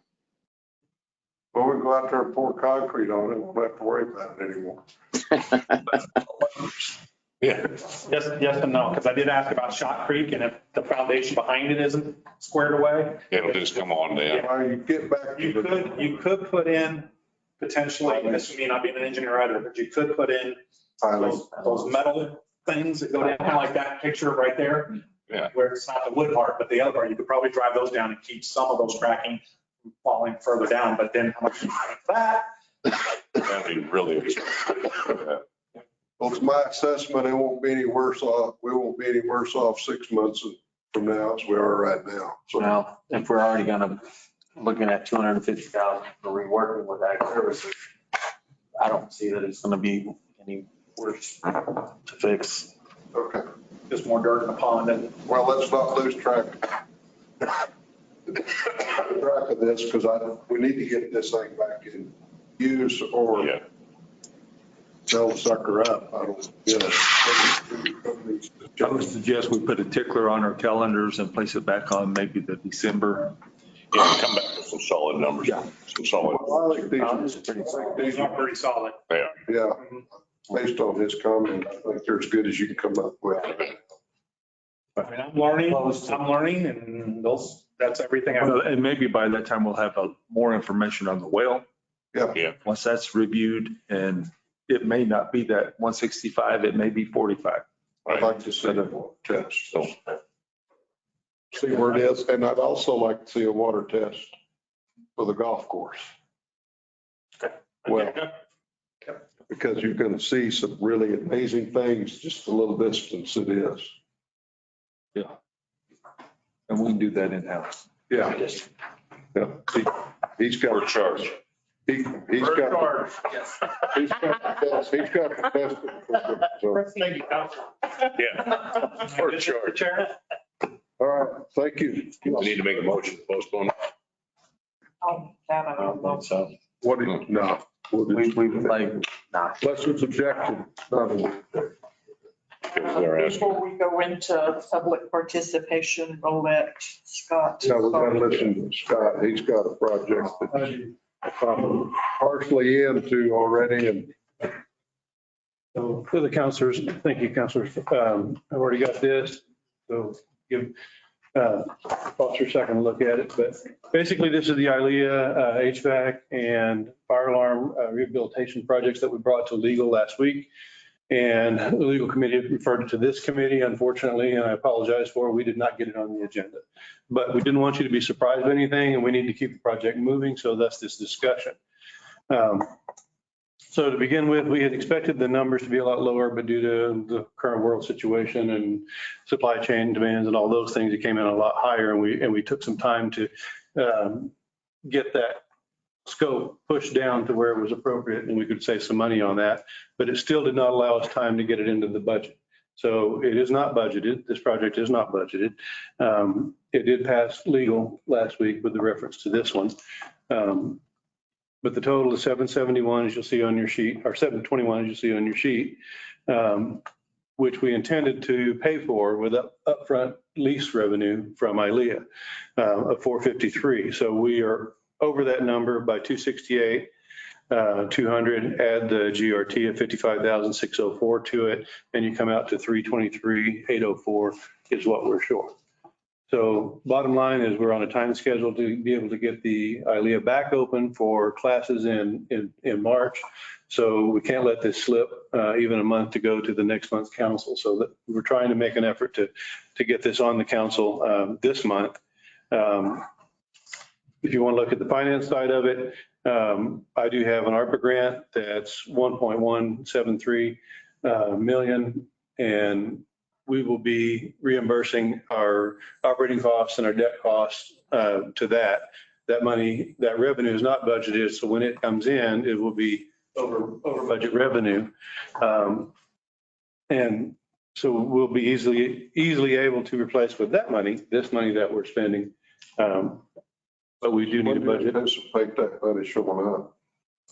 We can start doing some of it right away, but obviously when you're starting with a new fiscal year, you haven't spent that money yet. So in the first half of the year, we can certainly get some of it. What time of year do we do the debt payment? Oh, I can't remember. Me either, that's why I asked you. But that by itself is, with the two pieces of it, is about 245,000. So that's a big chunk of it if we do it in the first half. If we don't, we'll find other reasons, but our salaries go, our professional consulting stuff goes, I mean, any maintenance, those type of things are all reimbursable. Basically any of our operational costs are reimbursable, so we'll get that back. Last year we worked on 2 grants and we had between those two, almost $2 million, if I remember right, of reimbursements that we got just on those. And so this year we'll be finishing up the 3rd grant that was a COVID grant. Was 80,000 short, but you have to wait for the second half of the year to get that. And that'll still leave you $800,000 approximately on that grant money left available, right? And you're going to use part of that for the security study, right? Yeah. We talked about the other day, and that's about 165. 165. So now you're down to 640, 650 left of that grant money will be available. So it's earmarked and it's about right numbers, I think. So. Well, let me ask some mechanical questions. I mean, we're already anticipating reimbursement. Let me borrow one of your sheets there. Yeah. I guess we've already approved that part of it, the 400. We approved the 453 in cost. We didn't approve the. So let me ask, I mean, so we can go ahead and do that, right? The 450. And then we could do a follow-up PO for the other 323. Shouldn't slow this project down would be my guess. Right. Right. So, I mean, it's not on the agenda. So we really can't take formal action. But we can, I'm sure, put it number 1 on the agenda for next month or any special meetings that we may. But he's trying to put it on, he's trying to get it on the council agenda. Get the mayor to put it on the council meeting. Right. But he has to have that done by tomorrow. Right. Post tomorrow. Yeah, the mayor would be the only one that could place something else on the agenda at this point. Yeah. Well, Mr. Chair and committee members, if I may, I did speak to the mayor about this item, and he did want the finance committee and the chair to be aware of this issue and the project before he would consider placing it on the agenda. That is a possibility, and like I said, I did make him aware, but he wanted Scott to present the information and then let you all kind of make the if there was no objection, he would be willing to put it on the agenda. And I will see him tonight, so depending on what you all decide, we can proceed forward, whether it's to move it for the next month or to put it for the council meeting next week. We don't have legal staff here. Can we actually make it? I mean, I'm uncomfortable with doing it that way. Because and I don't think it's going to slow the project down. I mean, I understand your uneasiness with it. Sure. But I think that we've got funding that's going to become available if it's not already here. Is the money's here from this grant? They're not here yet. No, not all of it, but he's got budget authority to spend. It would just be him sort of moving some things around until the funding actually did come in. So But we do have approval of that grant. We got that in our pocket. You know, talking about the 1.7 or 1.17? Yeah. Yeah. That, we have that. We have the grant. know it's coming. We We just have don't know when. You've got an No, award we have the letter grant on to it? sign and accept. Yeah. We got an award letter. Well, that's what I said. Okay. That's what I said. We know we got it. We just don't know when it's. I mean, We don't know when we're going to get reimbursement, but yes, we do have the grant. just to try to keep it transparent. I don't see it's going to slow your project down, even if we got to cut 2 POs, because we've already approved the 5 or 50, whatever, or 53. That's in the budget as revenue because we budgeted the revenue when we did the final budget. So we included the revenue. We just didn't go in and do the HVAC and all of that because we didn't We have, have numbers. yeah. We don't have the revenue yet, but we will get. Chair, I'm with you. I don't think that, I'm not comfortable us sitting around saying, I'm not opposed to it, I'm not opposed to it, I'm not opposed to it.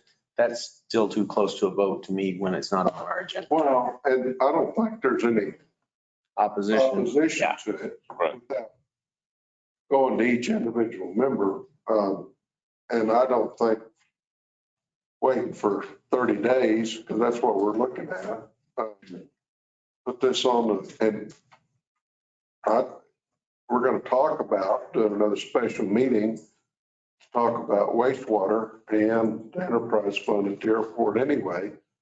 I don't know why we can't put it on that agenda. Well, and But it'll never get to full council until it'll be October. Right. So that's my concern, to make sure we have the proper approval to move forward with it. And like you said, not slow down.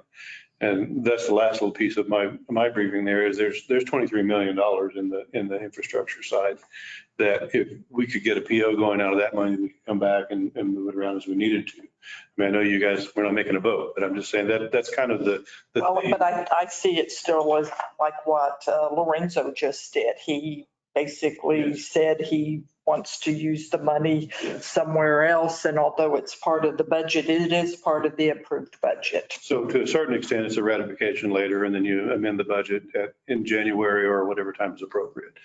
But that's kind of just making sure that we don't, total transparency, we don't screw this up. The mayor's just asking if it comes through us and he'll put it on the agenda. Do you want it to come back to finance and then, because it's going to be an October agenda item for full council. Whatever your lead is. I have no opposition to the mayor putting it on for next week, but my problem is my only problem I have is us going around the table saying all Mr. that Chairman. with it not on our agenda. Councilor Perry. Yeah, I just was going to just try to caution us that really this is an informational item. And by us trying to get each other's ideas off of this could be construed by someone as making decisions at this point. I guess the only decision I'm saying is that the mayor says he wants to put it on, and I'm not saying yay or nay. I don't have any opposition to the mayor putting it on. Is that in violation, you think, Councilor Perry? I would just say that the information that the airport manager has given us, that we take that information in, and for me, I just thank him for the information, and we'll just wait to hear what the mayor does. That's just me though. Yeah, I think that's what I'm trying to say. We'll just wait and see what the mayor wants to do. It's up to him. Yeah. It's not up to us. If he wants to put it on, he puts it. Right. It'll be on It'll be on the October meeting. Right. That good? That's good. I don't think either way it's going to slow down your project. And that's the main thing. Appreciate it.